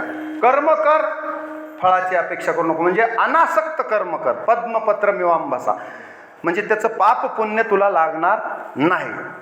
तुका म्हणे आम्ही झालो अग्निरूप, लागून येदी अंगा, असं राहायचे कमळासारखं.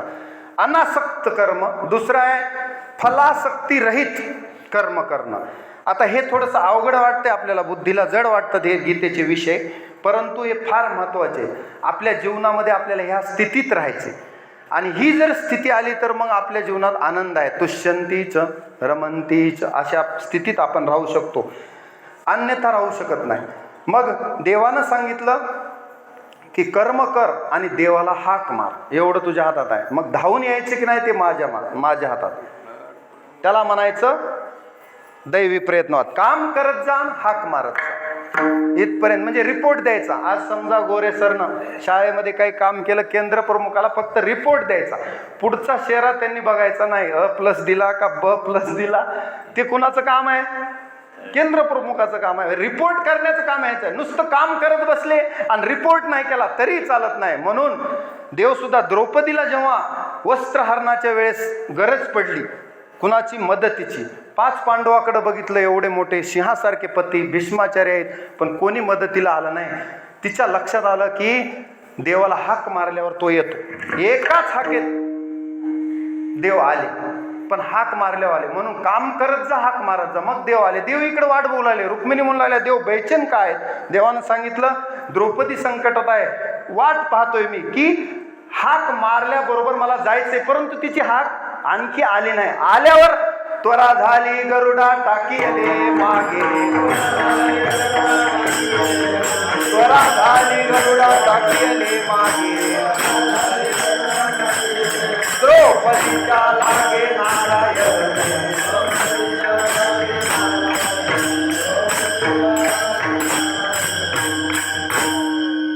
त्वरा झाली गरुडा टाकीले मागे, आणि द्रौपदीच्या लागे नारायणे. मग देवानं वस्त्र हरणे कैसी, वस्त्रे झाली माऊली. तिथं देवानं अवतार घेतला आणि वस्त्र पुरवले. मग हा गीतेचा दैवी प्रयत्नवाद आहे. आपण सुद्धा त्याच मार्गाने जायचं, ह्याला म्हणायचं दैवी प्रयत्नवाद. आता राहिला दैव प्रारब्ध संचित. देवानं सांगितलं की ते ज्याचे त्याच्यानुसार प्रारब्ध संचितात, तर सगळेच माणसं त्याच्यात आहेतच, ते काही चुकणारं नाही कुणाला. पण त्यालाही काही मार्ग सांगितले देवानं. भक्तांनी देवाला हाताला धरून विचारलं, देवा तू एवढा समर्थ असताना संचित प्रारब्ध मला त्रास कसं देऊ शकेल? देवानं सांगितलं ते थोडं जड असतं, ते मला सुद्धा चुकलेलं नाही. कुणाला? देवाला सुद्धा चुकलं का? जर म्हणता येत असेल म्हणा, परियेशी गव्हारा सादर. येत नाही? परियेशी गव्हारा सादर, कर्मे निर्वंश झाले सगर. पुढे भिल्ले विंदिले शारंगधरण, झाला पुरंदर सहस्त्र नयन. कर्माते शंभूमानी आपण त्याचा शेवट आहे. कर्म हे कुणाला चुकत नाही, पण त्याच्यात एक आहे, त्याच्या आधी 5 भूमिका आहेत, त्या तू कर. अधिष्ठानम तथा करता, करणम च पृथक विधम, विविधाश्च पृथक चेष्टा, आणि दैवम चैवात्र पंचमम. 5वं दैव आहे की तू 5 नंबरला. त्याच्या आधी अधिष्ठानम, कोणत्याही कर्माचं अधिष्ठान.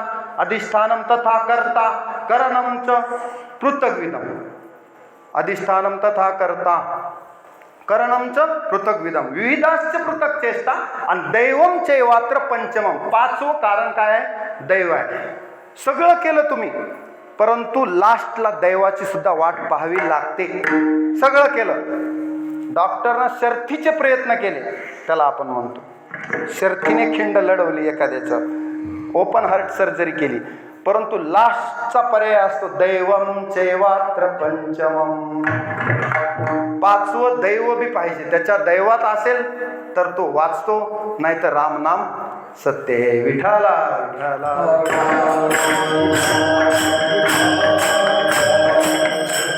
आपल्या क्रांतिकारकांनी भरपूर प्रयत्न केले स्वातंत्र्य मिळण्यासाठी, परंतु त्यावेळेस दोन पक्ष होते, हुजूर पक्ष आणि मजूर पक्ष. हुजूर पक्षाला असं वाटत होतं की भारताला स्वातंत्र्य देऊ नये, आणि मजूर पक्षाला वाटत होतं की आपण जर सत्तेवर आलो तर भारताला स्वातंत्र्य देऊन टाकायचं. योगायोगाने 1947ला दैवम चैवात्र पंचमम काय झालं? मजूर पक्ष सत्तेत आला आणि भारताला स्वातंत्र्य मिळालं. आता तुम्ही म्हणाल मग क्रांतिकारकाचा त्याग नाही का? त्यांचा आहे, पण ते अधिष्ठानम तथा करतापर्यंत येते. पण दैवम चैवात्र पंचमम. शिवाजी महाराजाचं उदाहरण सांगतो थोडक्यात, आपल्या सगळ्यांना माहिती आहे. मिठाईच्या पेटाऱ्यातून सुटका केली त्यांनी, एवढं आपण वाचले. पुढचा पेटारा तपासला, मागचा तपासला, पण मधलाच तपासला गेला नाही. ह्याला काय उत्तर आहे? तो जर तपासला गेला असता तर काय होणार होतं? मग तोच तपासला नाही, हे योगायोग. त्याला म्हणायचं दैवम चैवात्र पंचमम. विठाला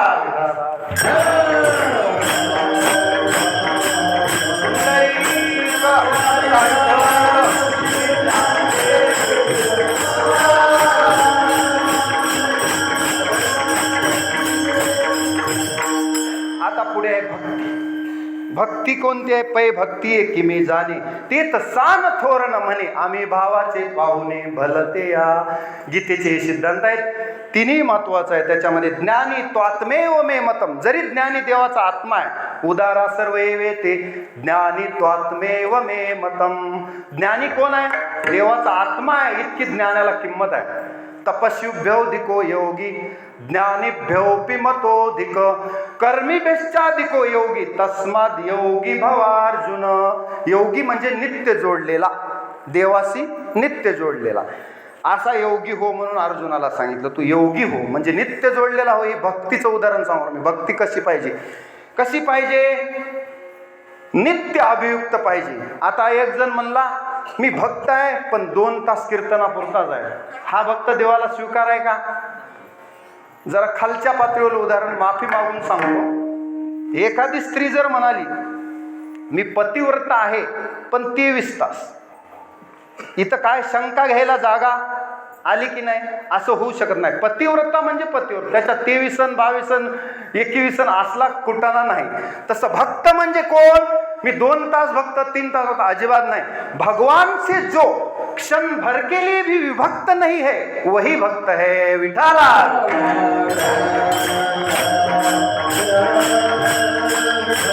आता लक्षात घ्या, मी बाजारात आहे म्हणजे भक्त नाही का? आहे. भगवंतापासून जो एक क्षणभरही विभक्त नाही तो भक्त. ही गीतेची व्याख्या आहे. असा भक्त पाहिजे. त्याच्यात बी लोक म्हणले 4 प्रकारचे देवानं सांगितले. आर्तो जिज्ञासुरर्थार्थी ज्ञानीच भरतर्षभा. त्याच्यात ज्ञानी त्वात्मेव मतम. हे आपले विभाग झाले. किंवा अद्वेष्टा सर्व भूतानांपासून देवानं जे भक्ताचे लक्षणं सांगितले 12व्यात, ते 36 गुण सुद्धा भक्ताला आणायचे. अशी भक्ती जर एखाद्यानं केली तर त्याचा योगक्षेम देव चालवतो. मी गीतेच्या अंतरंगात त्याच्यासाठी चाललो. कुणाचा योगक्षेम?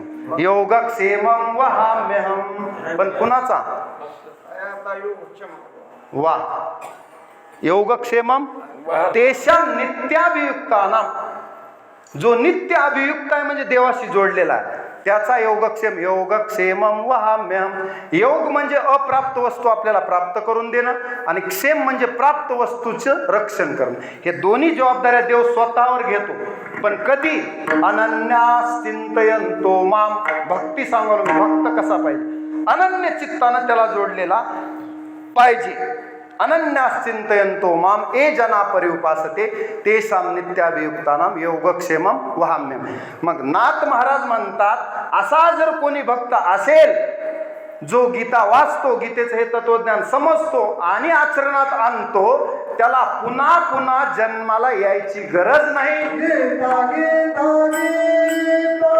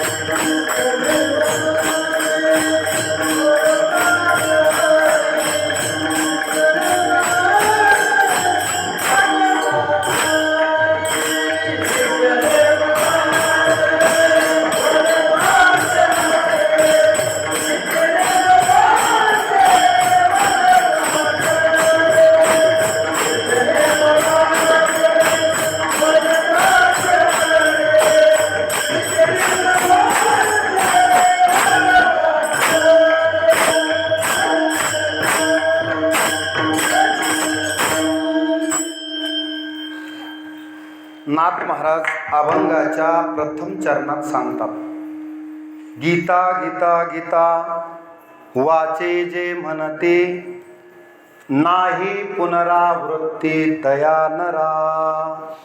त्या नराला पुन्हा पुनरावृत्तीला येण्याची गरज नाही. आता देवच म्हणतात की ह्या जगात सगळे पुनरावृत्तीच्या मापात अडकलेले आहेत. कुणापासून? आब्रह्मभुवना लोका पुनरावर्तिनो अर्जुना. मुंगीपासून ब्रह्मदेवापर्यंत कशात अडकलेत? सगळे ह्या संसाराच्या फेऱ्यात, मृत्यू लोकात आहेत. देहाची गावा आलिया, जन्म मृत्यूची सोहळिया, ना म्हणू नये धनंजया जिया परी. इथं आलाय त्याला पुन्हा पुन्हा पुनरपि जननम पुनरपि मरणम, पुनरपि जननम पुनरपि मरणम, पुनरपि जननी जठरे शयनम, इह संसारे फलरुष्टाय, कृपया पाहि पाहि मुरारी. भज गोविंदम भज गोविंदम भज गोविंदम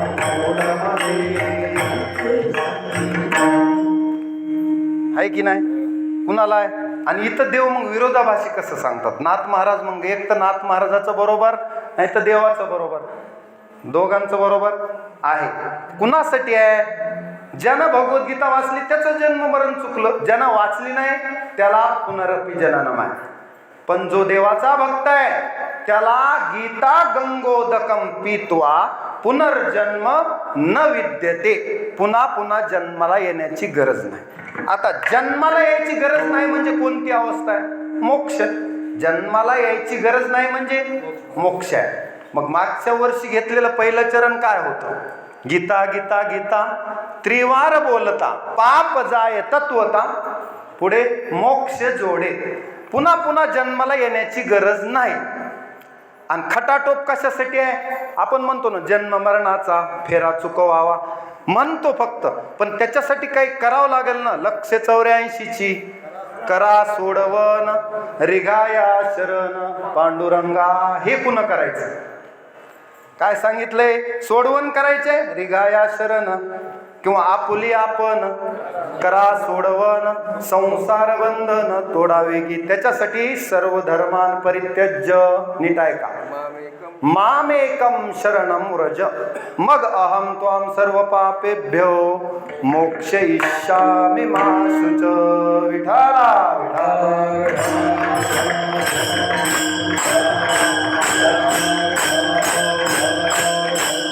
नाथ महाराज म्हणतात, गीता गीता गीता वाचे जे म्हणती, काय नाही पुनरावृत्ती तया नरा. पुन्हा जन्म मरण नाही. जो होय मज अनन्य शरण, त्याचे निवारी मी जन्म मरण. या लागी शरणागता शरण्य मीची एकू, किंवा येणे जाणे खेपा. नीट आहे, येण्याची एक एक खुंट. कधी खुंटतात? भगवद्गीता वाचल्यास म्हणजे देवाला शरण गेल्यास. आणि भगवद्गीतेचं सारच आहे की सर्व धर्मान परित्यज्य, सगळ्यांना सोडून एक देव आपला वाटला पाहिजे. आपल्याला काय सगळे आपले वाटतात, नाहीत आपले. काही काळापुरते आहेत. किती आहेत? काही काळापुरते आहेत. कोण आपलं कुठपर्यंत आहे ह्याचा एक सुभाषित आहे. कोण आपला आहे आणि कुठपर्यंत आहे? धनानी भूमो पशवश्च गोष्टे, भार्या ग्रहद्वारे जन स्मशानी. पुढे देहस्थितायाम परलोक मार्गे, कर्मानुगो गच्छती जीवये का. त्याला मर्यादा आहेत. सगळे नरहरी महाराज माझ्या सोबत आहेत, पण कुठपर्यंत आहेत? मर्यादा आहे त्यांना. कीर्तनापुरते आहेत. उद्या काय माझ्यासोबत थोडे ड्युटीला येणार आहे, मलाच तिकडे सारलं करावं लागणार आहे, म्हणजे फेस करावं लागणार आहे थोडक्यात. त्याला भगवद्गीता सांगते ज्याचे त्याला सोडवण करायचे आहे. माझा मामा कलेक्टर आहे, काका आमदार आहे, कोणीच येत नाही. कोणी न पवती निर्वाणी, तू का म्हणे तुला सोडविना कोणी. एका चक्रपाणी वाचून या. आडे वेडे घेत बसू नको आणि कुणाच्या गळ्याला गळा लावू नको. उग कुणावर भार टाकण्यापेक्षा घालून या भार राहिलो निश्चिंती. देवावर भार घाला, याची आधारे राहिलो निश्चिंत. ठेवून या चित्त पायी सुखे, देवाकडेच जा. हा भगवद्गीतेचा काय उपदेश आहे. मग असं जर केलं तर पुनर्जन्म न विद्यते, पुन्हा जन्माला यायची गरज नाही, असं नाथ महाराज पहिल्या चरणात सांगतात. विठाला विठाला.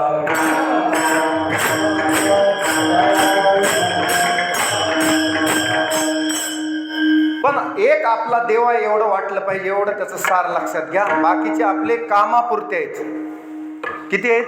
कामापुरते. एक उदाहरण सांगतो नेहमीचं, म्हणजे तुमच्या लक्षात येईल.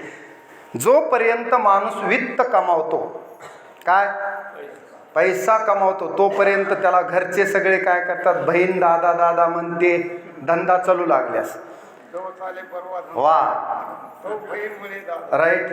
त्याच्यानंतर बायको पिशवी जड तर बायको गोड. नेहमी म्हणतो मी की काहीतरी बाजारातून रिकाम्या हाताने जायला जमत नाही, पिशवीकडे लक्ष लेकरा बाळाचं आहे. म्हणजे यावद वित्तो पार्जन सक्त, तावन निज परिवारो रक्त. तोपर्यंत आपल्याला जीवाला जीव लावतात. म्हणजे उसामध्ये रस आहे तोपर्यंत त्याचा रस काढून घेतात, आणि चोथा झाला की उकंड्यात टाकून देतात. विठाला.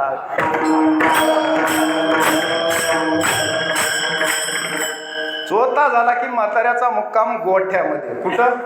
गोठ्यामध्ये. पुन्हा सून विचारत नाही, लेकरं बाळ नातू. आजा मेला पंजा मेला बाप मसना नेला, देखत देखत नातू पंतू तोही तैसा झाला. हे कधी कळणार? भगवद्गीता वाचल्यास. तात्काळ माणूस काय करतो? मग देवाला शरण जातो. अरे इथं धोका आहे, डेंजर आहे. हे लोक फार काळ नाहीत बरं, त्याच्याही पुढे एखाद्याचे बायको लेकर खूपच जीव लावत असते, आणि ज्या दिवशी त्याच्या देहातून प्राण जाईल मग पुढची गती काय? पुढची गती यावत जीव निवसती देह कुशलम तावत पृच्छती गे. तोपर्यंत क्षेम कुशल विचारतात. वा वा वा माऊली कसे आहेत, बरे आहे का तब्येत? कधीपर्यंत देहात प्राण आहे तोपर्यंत. एकदा प्राण निघून गेला की उचला म्हणतात, लवकर आटपा, लांबच्या पाहुण्याला फोन करा, विठाला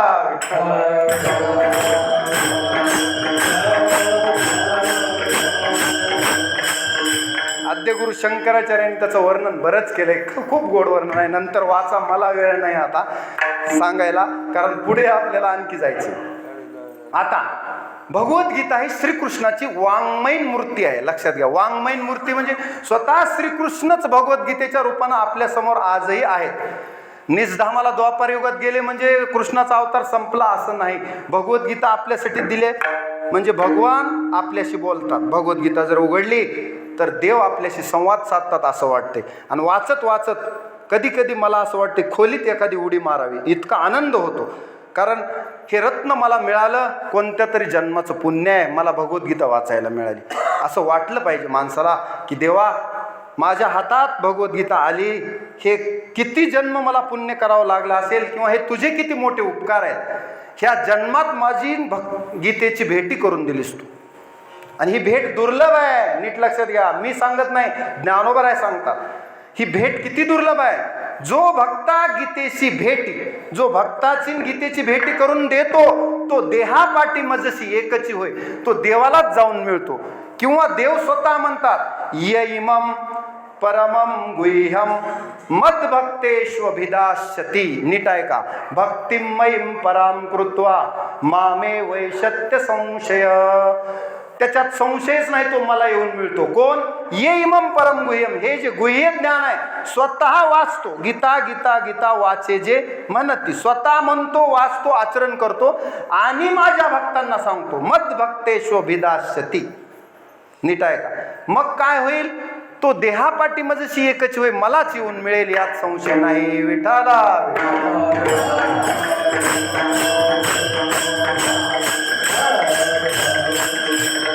किंवा त्याच 18व्या अध्यायात देव पुढे एक श्लोक वापरतात गीतेच्या शेवटी, की जो कोणी भगवद्गीता भगवद्गीता भगवद्गीता असं 3 वेळा म्हणेल, वाचेल, दुसऱ्याला समजावून सांगेल, माझ्या भक्तापर्यंत ही गीता घेऊन जाईल, तो एक ज्ञान यज्ञ असेल म्हणले. आणि त्या ज्ञान यज्ञानं मी संतुष्ट होतो. पत्रम पुष्पम फलम तो येणं एवढा संतुष्ट होणार नाही असं नाही. भावानं अर्पण केल्यास होईल, पण त्यापेक्षाही माझ्या आवडीचं काम सांगतो म्हणले अर्जुना. मला ज्या कार्याची आवड आहे ते एकच आवडतं कार्य आहे. माझी भगवद्गीता भक्तापर्यंत घेऊन जाणारा जो आहे तो सगळ्यात श्रेष्ठ वाटतो मला. नच तस्मान मनुष्येषु कश्चिन्मे प्रियकृतम भवितानच मे तस्माद अन्य प्रियतरो भुवी. मला या त्रिभुवनात त्याच्याहून प्रिय कोणी नाही. कोणावरून? जो माझी भगवद्गीता भक्तापर्यंत घेऊन जातो त्याच्या एवढा प्रिय मला या त्रिभुवनात कोणी नाही. आदेश्यतेचे यैमम धर्म्यम संवाद मावयो ज्ञान यज्ञेन तेनाहम मिष्टशमिति मे मती. विठाला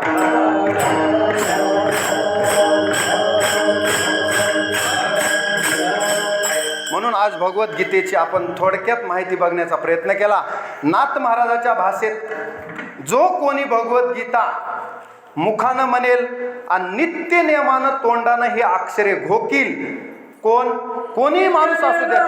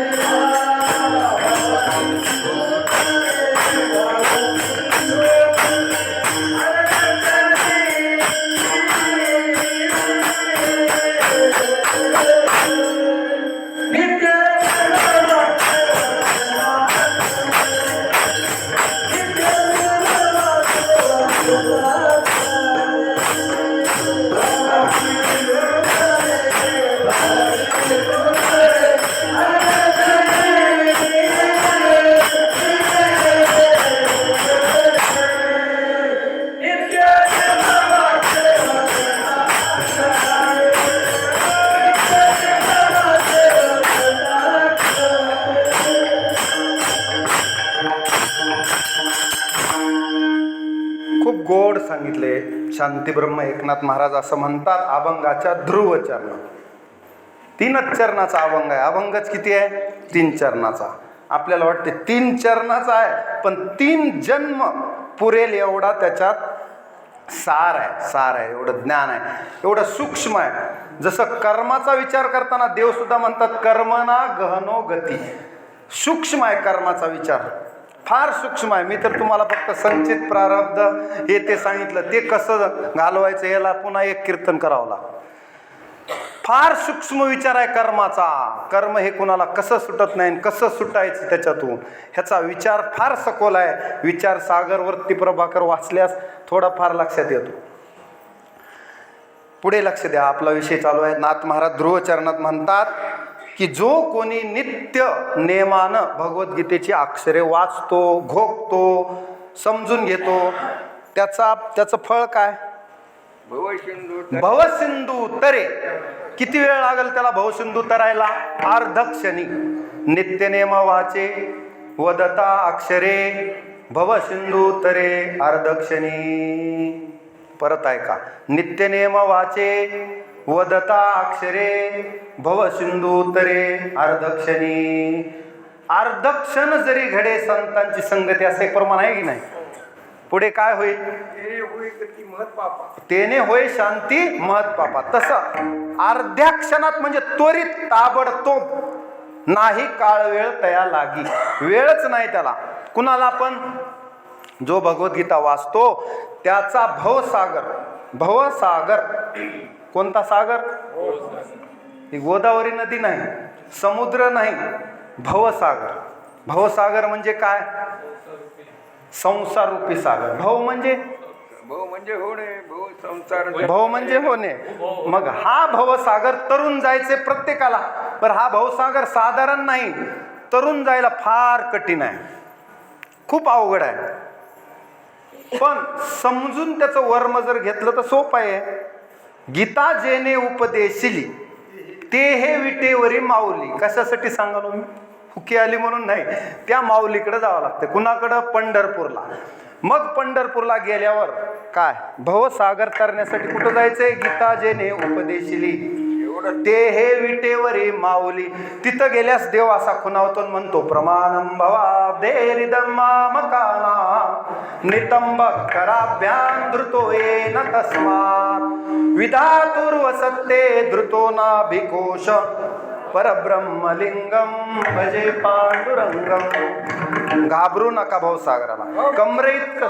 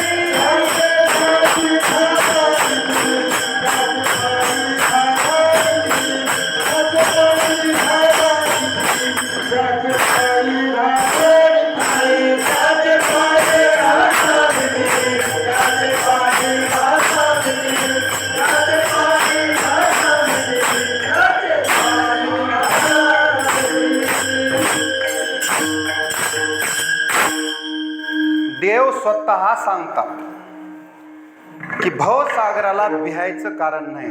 जो पंढरपूरला माझ्यापर्यंत आला, मी कमरेवर हात ठेवून ह्याच्यासाठीच उभा आहे की भवसागर तरता कारे करीतसा चिंता पैल उभा दाता कटी कर ठेवोनी. देव म्हणतो घाबरू नका, ह्या भवसागरात फक्त कमरे इतकं पाणी आहे.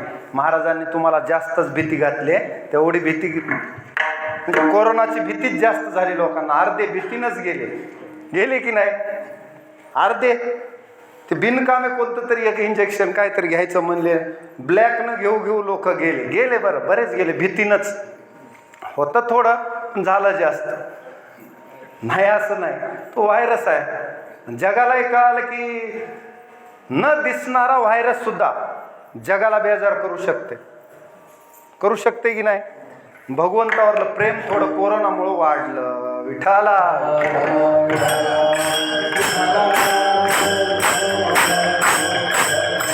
पुन्हा जे वाचून आले त्याला वाटू लागलं बरं वे झाले आजीवरी. आपल्या संघाचे बरेच जण गेले, रिकाम्या जागा भरा, गेले की नाही. मग राहिलेल्यांना वाटू लागलं बरं वे झाले आजीवरी. नाही सापडलो मृत्यूचे आहारी, वाचून आलो येथवरी. आणि आता पुढचा आहे उरले ते हरी. आहे का समर्पण? आपलं आत्मसमर्पण पाहिजे देवाच्या पायावर. किती आत्मसमर्पण.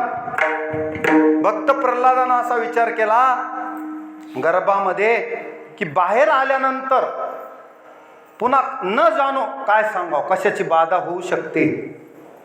कारण शुकाचार्य म्हणले होते बाहेर आल्या सांगता येत नाही, म्हणून आईच्या गर्भात 12 वर्ष होती.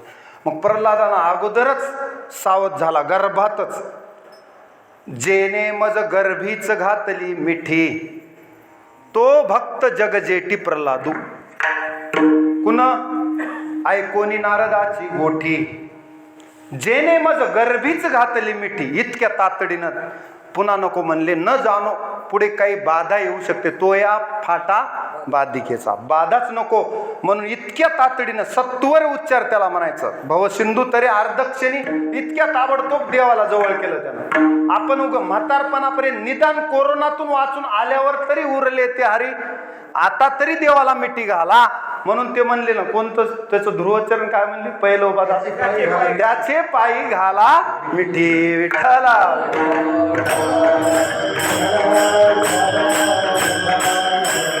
मग मिठी घातल्यास देव म्हणतात तेषामहम समुद्धरता. नीट आहे का? तेषामहम समुद्धरता मृत्यू संसार सागरात. त्याच्यासाठी हा भवसागर अवघड नाही, मीच तारुण्य तो त्याला कडेवर घेतो.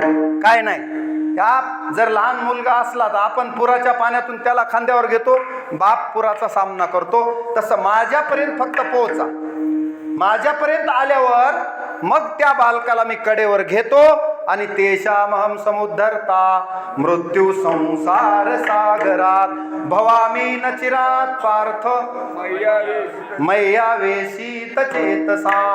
12व्या अध्यायात देव म्हणतात की मग त्याचा भवसागर भवसिंधू तरे अर्धक्षणी. नाथ महाराज म्हणतात ते बरोबर आहे की चूक आहे? देवानच सांगितलं माझी या भक्ता. वा माझी या भक्ता. आणि संसार काय? संसाराची चिंता का समर्थाची कांता कोरांना मागे. आओ राजयाची कांता काय? भीक मागे. काय? मनाची आजोगे सिद्धी पावे. एकदा देव आपला झाला की मग अडचणच नाही या जगात. का? कारण अविनाश परमात्मा जर एकदा मी साध्य करून घेतला तर मग जन्ममरण नाही, जन्ममरण तर नाही आणि भवसागराची सुद्धा चिंता नाही. एकदा प्रेमानं सगळ्यांना विठोबा रखुमाईचं भजन करायचंय.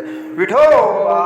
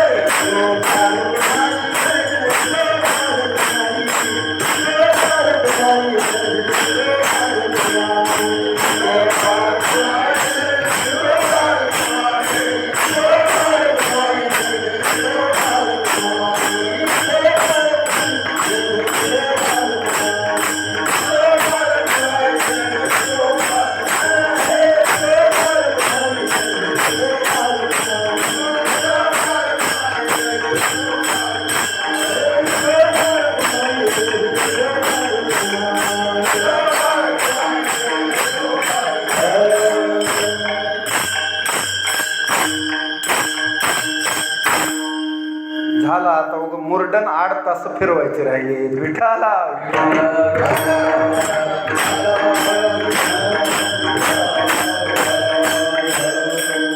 लांब शेताला गेलं आणि वेळ जरी संपला, आता उद्या बैलजोडी आणायला तितक्या लांब परवडत नाही, म्हणून 15 मिनिटात माणूस काय तेवढंही उरकून घ्यावा. वेळ कमी आहे, प्रयत्न केलाय आज मी पहिला वेळेत पूर्ण करण्याचा, तो होईल सफल वाटते भगवान महाविष्णूच्या कृपेने विठाला.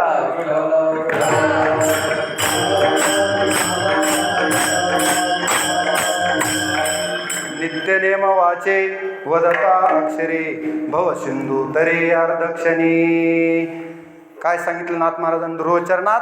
नित्यनेम वाचे वदता अक्षरे. गीतेची अक्षरे नित्यनेमानं म्हणतो, वाचतो, समजून घेतो, आचरणात आणतो, एवढे अर्थ आहेत. आता एवढे कसे आहेत ते सांगायला टाइम नाही, कारण ते 3 वेळा म्हणले त्याचा अर्थ काय, गीता गीता गीता एकदा म्हणलं तर जमत नाही का. ते 3 वेळा त्याच्यासाठीच, एकदा वाचायला, एकदा अर्थ समजून घ्यायला आणि एकदा त्याच्यानुसार जीवनात आचरण करायला. कारण यद यद आचरती श्रेष्ठ तत्तदेवेतरो जना सयत प्रमाणम कुरुते लोकस्तदनुवर्तते. माझ्या जीवनात गीता उतरली पाहिजे, गीतेनुसार माझं जीवन असलं पाहिजे. आता भगवद्गीतेनुसार जीवन जगणं म्हणजे काय, थोडक्यात एकदा आपल्याला सिद्धांत सांगतो. भगवद्गीतेचं हृदय काय, की देव आपल्या हृदयात बसलेला. एवढं जरी कळालं तुम्हाला, सर्वस्यचाहम हृदय सन्निविष्टो, प्रत्येकाच्या हृदयात देव बसलेला आहे. मग विश्वाचा बादशाह, जगाची चालक शक्ती जर ह्या खोक्यात येऊन राहते, तर हे खोकं साधारण नाही, पवित्र आहे. कसं आहे? पवित्र आहे. हा देह साधा नाही. बरेच जण ह्या देहाला काय समजतात, टाकाऊ किंवा नाशिवंत. पण तो नाशिवंत जरी असला तर टाकाऊ नाही, खूप अनमोल किमतीचा आहे, हे लक्षात घ्या.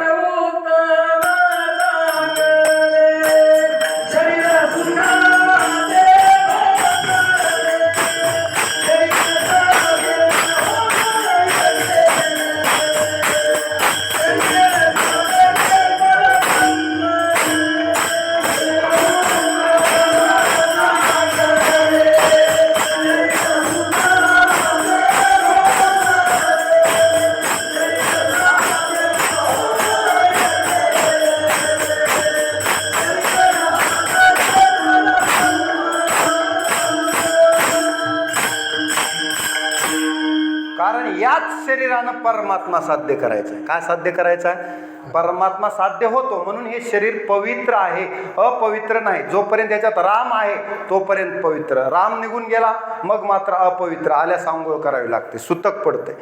पण जोपर्यंत आत परमात्मा बसलेला आहे तोपर्यंत पवित्र आहे. आणि त्याला साध्य करण्यास हे साधन आहे, साधन. मग हे साधन चांगलं ठेवलं पाहिजे आणि या साधनाकडून काम करून घेतलं पाहिजे. कोणतं काम? सतत देवाचं भजन. तस्मात सर्वेषु कालेषु मामनु स्मरयुध्यच.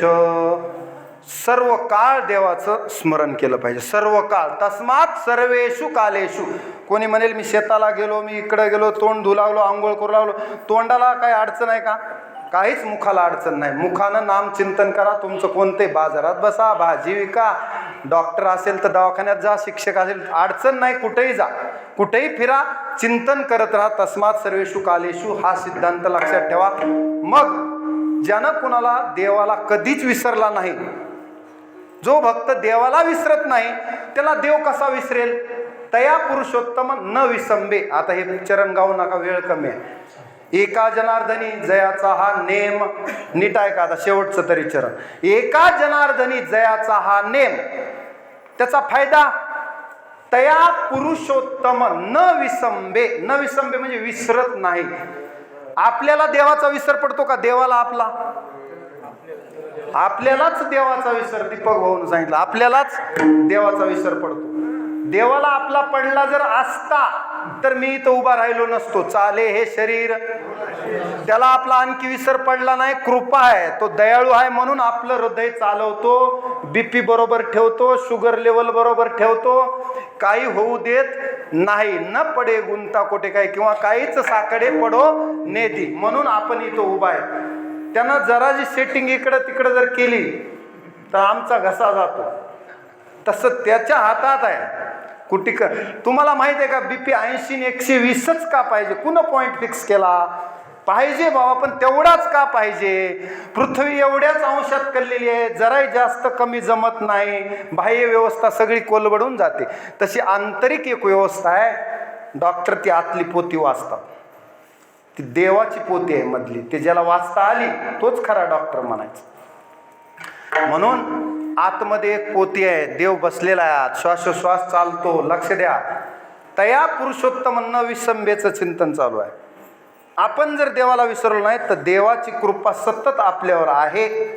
तुमच्या रक्तात देहामध्ये रक्ताभिसरण चालू आहे की नाही? सतत देव अभिषेक करायला आहे. पायाच्या अंगठ्यापासून डोक्याच्या मेंदूच्या शिरेपर्यंत रक्त गुरुत्वाकर्षणाच्या विरुद्ध फिरवायला आहे. आणि हँडल मारायला हे हृदय आहे, पंपिंग करायला. पहिले किर्लोस्करचे इंजिन होते, आम्हाला ते हँडल मारायला लावायचं, ते बडबड बडबड बड. एके दिवशी जे हँडल उडालं ते डोक्यात लागलं नाही कुणाच्या, बरं झालं. देवाचे उपकार विठाला.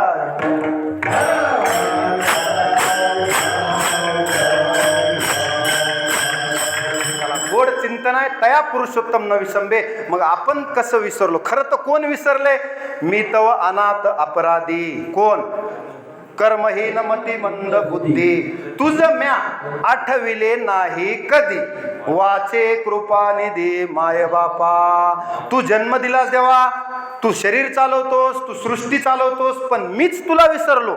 आणि मी जर तुला विसरत नसेल तर तू मला कसा विसरशील? एका जनार्दनी जयाचा हा नेम, तया पुरुषोत्तम न विसंबे. आणखी कुणाला विसरला नाही म्हणूनच इथं उभे आहेत. त्यानं एकदा हातातलं सोडून जर दिलं तर तो बुडाला. थोडक्यात रामायणातला प्रसंग सांगतो. नल नील सेतू बांधत होते, दोघं इंजिनियर होते रामाकडं. आणि धनुष्कोडी म्हणजे तामिळनाडूमधलं रामेश्वरमच्या जवळ ठिकाण आहे, तिथून श्रीलंकेला 100 योजन समुद्रावर सेतू बांधायचा होता. आणि सगळे वानरसेना घेऊन जायचे होते. नल नीलाकडे ते काम होतं. त्या दिवशी सगळेजण दगडावर राम नाम लिहून, राम जय श्रीराम म्हणून ते दगड पाण्यात टाकले की तरू लागले. रामानं पाहिलं आपल्या नावानं दगड तरतात, एवढे आपली महिमा आहे, आपण हे खरं आहे का खोटं पडताळून बघावं म्हणून एक दगड घेतला आणि समुद्रात टाकला तर तो बुडाला. हनुमंतराय म्हणले, रामा आमची काय चेष्टा करायली काय? नाही म्हणले, मी पाहू लागलो म्हणले, माझ्या तर हाताने दगड बुडाला म्हणले. हनुमंतराय म्हणले, त्याचा अर्थ तसा नाही रामा, तुमच्या हातातून जो सुटला तो बुडाला.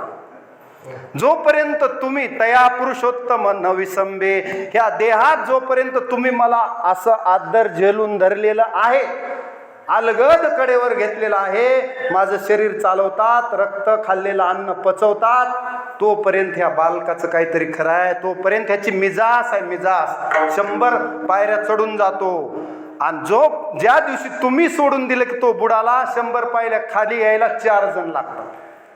हे तया पुरुषोत्तम न विसंबे. म्हणून तुम्ही विसरू नका देवा, तुम्ही आम्हाला जवळ करा. तुम्ही जर सोडून दिलं तर या जगात आमचं आहे कोण? मग आम्ही भवसागरच काय पार बुडून गेला म्हणजे दिवाळ निघणार आमचं. विठाला विठाला.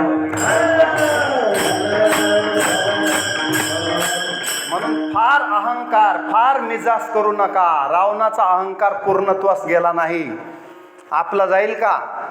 धनाचा, वित्ताचा, ज्ञानाचा, कशाचाच गर्व नाही पाहिजे. म्हणून तर गीता वाचायची. अहंकार नाश करणं त्याच्यासाठी कुणाकडे जावं लागेल? गीतेकडं. आता मी समारोप करतो. शेवटचा आहे की गीता वाचायचीच एका गोष्टीसाठी, आपला मोह गेला पाहिजे. अर्जुनाचा गेला का अगोदर बघा. 11व्या अध्यायात एकदा अर्जुन म्हणाला, नष्टो मोह नाही 11व्या अध्यायात तसं नाही म्हणाला, मोहोयम विगतो मम असं म्हणला 11व्या अध्यायात. तुमचा श्लोक आहे तो 18व्या अध्यायात काय म्हणला? आधी देवानं विचारलंय त्याला काय? अर्जुनाची ग्वाहीच आहे ती. हा गेलेला बरोबर. मोहोयम युगतो मम म्हणल्यावर 18व्या अध्यायात एकदा देवानं विचारलं की झोपलेत का जागे आहेत बघावं, म्हणजे अर्जुनाला समाधी लागली का. म्हणून देव एकदा काय करतात, चाचपणी घेतात. अर्जुनाला म्हणतात, अर्जुना कश्चित देत श्रुतम पार्थ, नीट ऐका, तो एकाग्रेन चेतसा कश्चित ज्ञान सम्मोह प्रनष्टते धनंजया. तुझा ज्ञान, तुझा सम्मोह गेला का, मोह गेला का आणि संदेह गेला का, आणि तू हे एकाग्र चित्तानं ऐकलंस का? असं विचारल्यावर अर्जुन वाच नष्टो मोह स्मृतिर्लब्धा त्वत्प्रसादान्मयाच्युत स्थितोऽस्मि गत संदेह करिष्ये वचनं तव विठ्ठला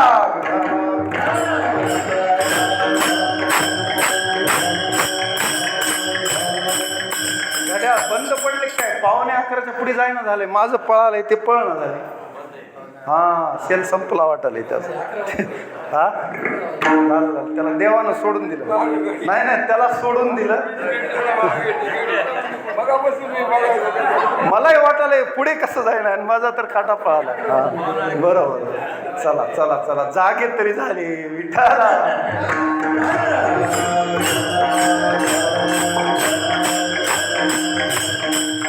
गीतेचं हे फळच आहे कोणतं की मोह जातो माणसाचा अर्जुनाचा तो सकुटुंबची गेला ठाव आता राहिला नाही आणि आता मला गीता वाचून माझा संदेह गेला मोह गेला शेवटचं वचन आपल्यासाठी महत्वाचं आहे करिष्ये वचनम तव आता तू देवा जे सांगशील काम ते मी करतो तू आता जर म्हणलास भीष्माला मार आता मी विचार करणार नाही ते मोठे आहेत कुलामध्ये श्रेष्ठ आहेत द्रोणाचार्याला मार माझे गुरु आहेत आता मी बघणार नाही तू जसं सांगशील तसं करणार ह्याला म्हणायचं आत्मसमर्पण तिथं आता मी बुद्धी लावणार नाही म्हणून तर ऋषींच्या त्या रुचा आणि आपलं ते रुदन आहे रुदन रडणं आहे आपलं सगळं हे नाही ते नाही ते नाही हे आपलं मरस्तो रडणं सरत नाही अर्जुनाचा तो विषाद आपलं ते रुदन आपलं काय रुदन आहे देवापुढे जाऊन सुद्धा आपण रडतोच काय करतो जाऊन जाऊन काय करतो रडतो विषाद आहे अर्जुनाचा जगासाठी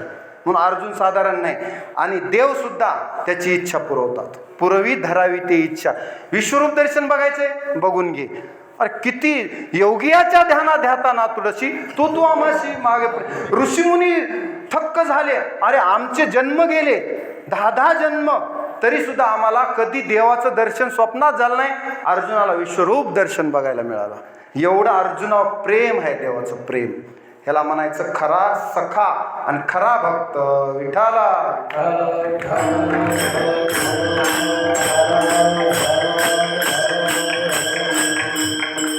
म्हणून नाथ महाराज म्हणतात तया पुरुषोत्तम न विसंबे त्याला देव विसरत नाही नित्य नेमवाचे वदता अक्षरे भवसिंधू तरे अर्धक्षणी आता सारा असा आहे गीतेचा ह्या अभंगामध्ये 3 गोष्टी नाथ महाराजांनी सांगितल्या त्या पक्क्या करा कोणत्या कोणत्या गीता गीता गीता वाचे जे म्हणती पहिली नाही पुनरावृत्ती तया नरा दुसरं भवसिंधू तरे अर्धक्षणी आणि तिसरं तया पुरुषोत्तम न विसंबे एवढ्या जरी गोष्टी लक्षात घेतल्या आणि पुढे आपलं जीवन गीतेनुसार कसं जगायचं आपलाही मोह कसा घालवायचा ह्याच्यासाठी आता तुम्ही थोडं वाचा कारण मी किती सांगणार तुम्हालाही हातपाय हलवावे लागतील नाही तर पाण्यात गोच्या बसण्याची शक्यता आहे म्हणून अधिकारी व्यक्तीकडून भगवद्गीतेची संहिता संथा घ्या त्याच्यानुसार वाचा त्याचा अभ्यास करा सतत सतत अभ्यास करायचा पुन्हा पुन्हा आपल्याला पुन्हा पुन्हा करणम नाम अभ्यास सतत सतत करायचं आहे काही जण म्हणतात मला आता भगवद्गीता पाठ झाली आता काय आपल्याला गरज नाही असं नाही होत हे आपल्या बाबतीत शक्य नाही विठाला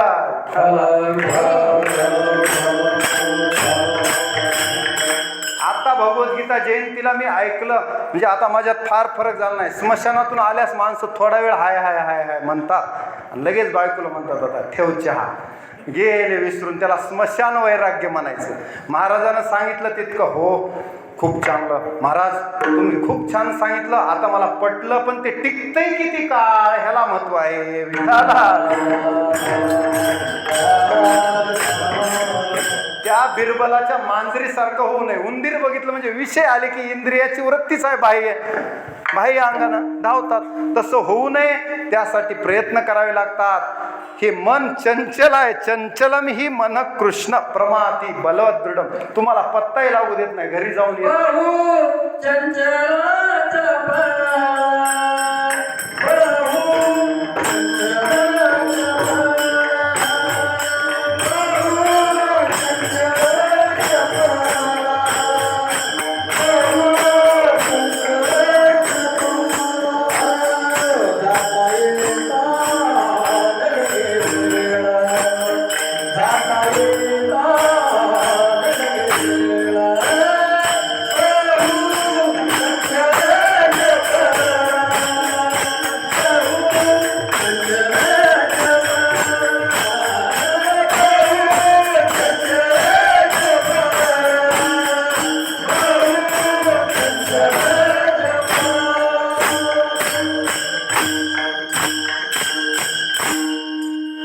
बहु चंचल चपळ. काय आहे? मन असं आहे. चंचलम ही मन कृष्ण परमाती बलवत दृढम तस्याहम निग्रह म्हणणे वायोरीव सुदुष्क्रम. वाऱ्याची मोठ बांधता येईल पण मनाला आवरणं कठीण आहे. काय काय करीतो या मना परिणायके नारायणा. करू नये त्याची करी विवंचना नेऊ पतना आदरिले. असलं खराब आहे, बदमाश आहे, म्हणजे बिदिस आहे मनी, बदमाश आहे. काय काय करीतो या मना. त्याच्यासाठी देवानं सांगितलं अभ्यासेन तू कौंतेय वैराग्येन च गृह्यती. ह्याला दोन गोष्टी शिकव, अभ्यास करायला आणि वैराग्याचा रंग ह्याला लाव. नेयम स नित्य संन्यासी. त्याला काम्यानाम कर्मनाम न्यासम संन्यासम कवयो विदो. अशी वृत्ती मनाची कर. म्हणजे वृत्तीनं संन्यासी, कपड्यानं नाही. मनाला संन्यासी वृत्ती बनवणं. ही वृत्ती तयार झाली तर भक्ती म्हणायचं. तर भक्त हा भक्ती ही कृती नाही तर वृत्ती आहे. वृत्ती. माझ्या वृत्तीत किती बदल झाला कीर्तन ऐकून, भजनाला येऊन, पोथीला जाऊन, गीता वाचून, महाभारत रामायण.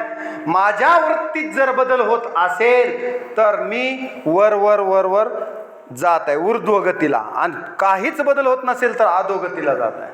हे ज्याचे त्यानं ठरवा. विठाला विठाला.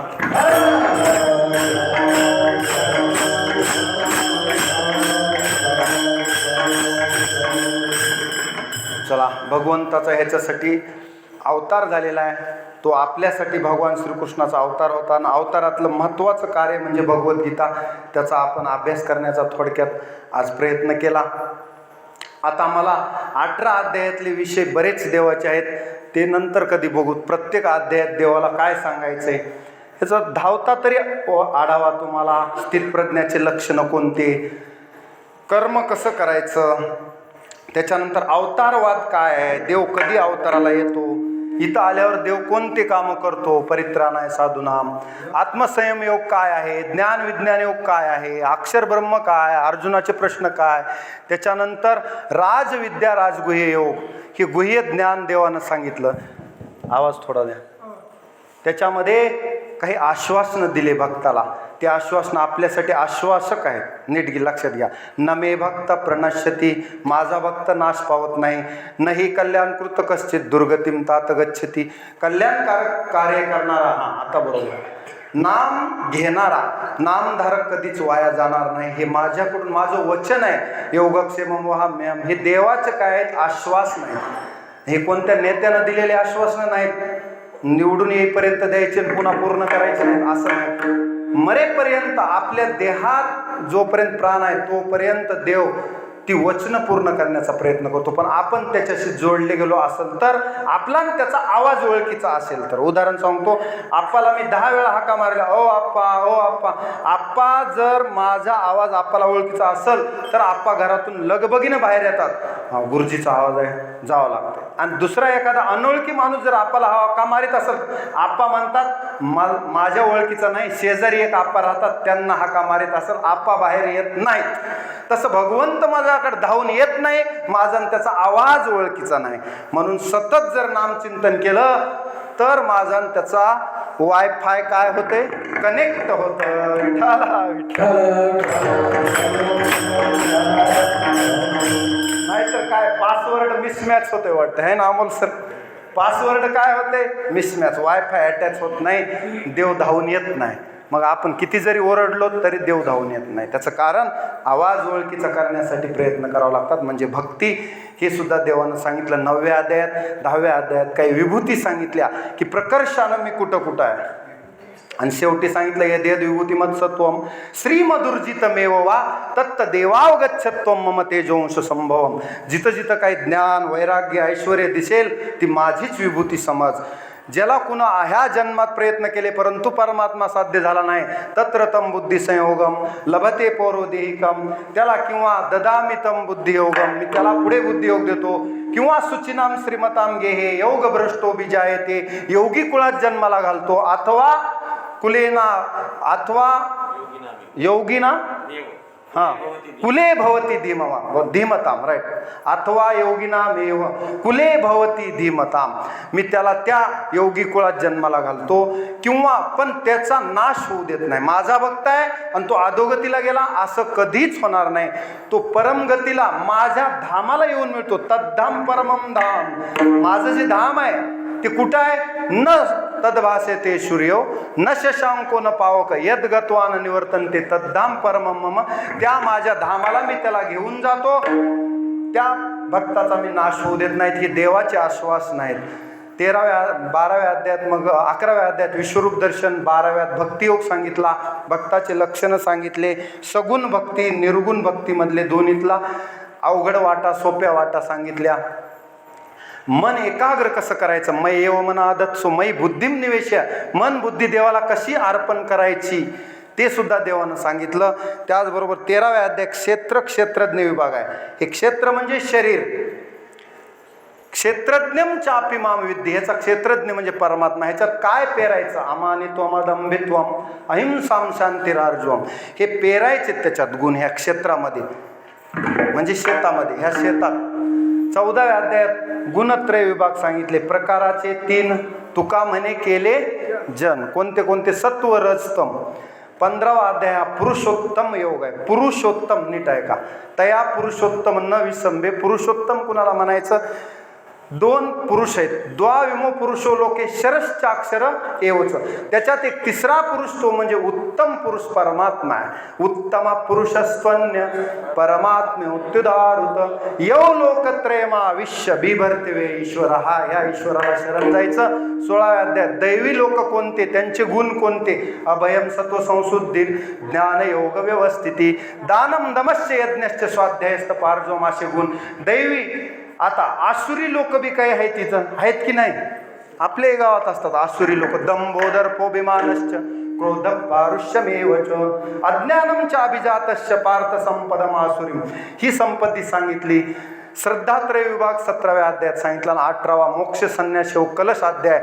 असे 18 अध्यायाचे त्याच्यात बरेच प्रकार बुद्धीचे कर्त्याचे. 18व्या अध्यायात सगळं सार सांगितलं. पुन्हा एकदा देवानं रिपिटेशन.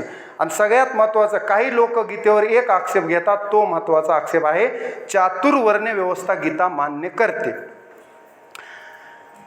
ही ताकद फक्त भगवान श्रीकृष्णात आहे. आज सुद्धा कोणी असं म्हणू शकत नाही चातुर्वर्ण्यम मया सृष्टम. ह्याला डेअरिंग पाहिजे, धाडस पाहिजे. हे धाडस फक्त भगवान श्रीकृष्णात आहे की चातुर्वर्ण्यम मया सृष्टम गुणकर्म विभागशा. ही देवाची व्यवस्था आहे तरी मी करता नाही. जो मला करता समजायचं नाही. पण ही व्यवस्था आहे आणि ही व्यवस्था उत्तम होती मनूच्या काळामध्ये. त्याचा अभ्यास करा. हे देवाची म्हणजे डेअरिंग आहे म्हणायच्याला. देव स्वतः सांगू शकतो छाती ठोक. आपण नाही सांगू शकत कारण आपल्याला खूप समाजाच्या रोषाला सामोरं जावं लागतं. चातुर्वर्ण्य व्यवस्थेचं समर्थन केलं पण देव त्याचं समर्थन करतात म्हणल्यावर आपलाही त्याला कौल आहे, समर्थन आहे. विठाला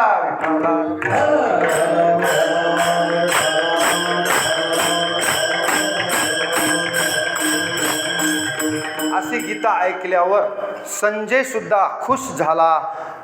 त्याचा अंगावर रोमांच उभे राहिले. शेवटी तो म्हणतो यत्र योगेश्वर कृष्णो यत्र पार्थो धनुर्धरा तत्र श्रीर्विजयो भूतीर ध्रुवा नीतिर्मतिर्मम. झालेली सेवा महाविष्णूच्या चरणी समर्पित करतो. कुणाचंही नाव न घेता सर्वांनी साथ दिली त्याबद्दल सर्वांचे आभार. कारण इथं शेळगाव हे माझ्या प्रेमातलं गाव आहे. मला एक माहिती आहे की इथले श्रोते अभ्यासू आहेत.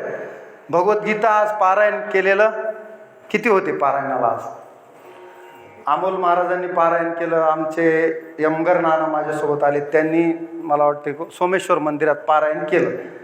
मी पारायण घरी केलं. तुम्ही इथं किती जणांनी केलं? केलं ना. मग मग तुम्हाला हे नाथ महाराजांचा अभंग सगळ्याला लागू होतो. पारायण करत जा. एक दिवशी केलं आणखी तुम्हाला वेळ भेटेल तसं करत जा. नित्य जरी नियमानं 2-2 श्लोक 4-4 श्लोक जसं जमेल तसं वाचत जा. खूप संतांची तळमळ आहे. संतांचं जर ऐकलं तर आपण सुद्धा उत्तम गतीला, उत्तमाची गती तो एक पावेल, आपण सुद्धा उत्तम गतीला जाल यात शंका नाही. मग आज श्रीमद भगवद्गीता आपल्याला ज्ञानदृष्टीनं समजावी, कारण आपली ज्ञानदृष्टी हरपली, दोन्ही नेत्र आंधळे. आपली भानगड गीता आहे. कुठं भानगड आहे? वाचतो, सगळं करतो, पण ज्ञानदृष्टी हरपली, दोन्ही नेत्र आंधळे. त्याला उपाय काय सांगितला? काय? कृष्णांजन एक वेळा डोळा घालिता आढळ. हे गीतांजन, कृष्णांजन म्हणजे काय? गीता. हे अंजन डोळ्यात घाला. कृष्णांजन एक वेळा डोळा घालिता आढळ. तिमिर दुःख गेले फिटले भ्रांतीचे पडळ. श्री गुरु निवृत्तीराये मार्ग दाविला सोज्वळ. बाप रखुमादेवर विठ्ठलू दिनाचा दयाळ.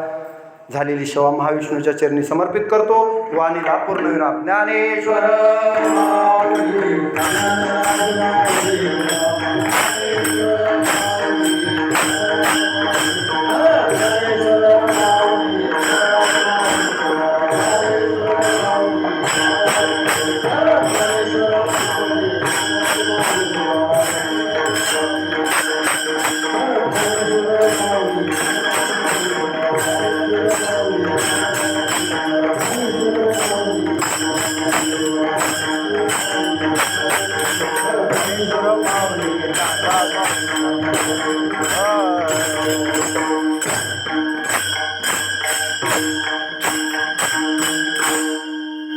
विठ्ठल जय जय जय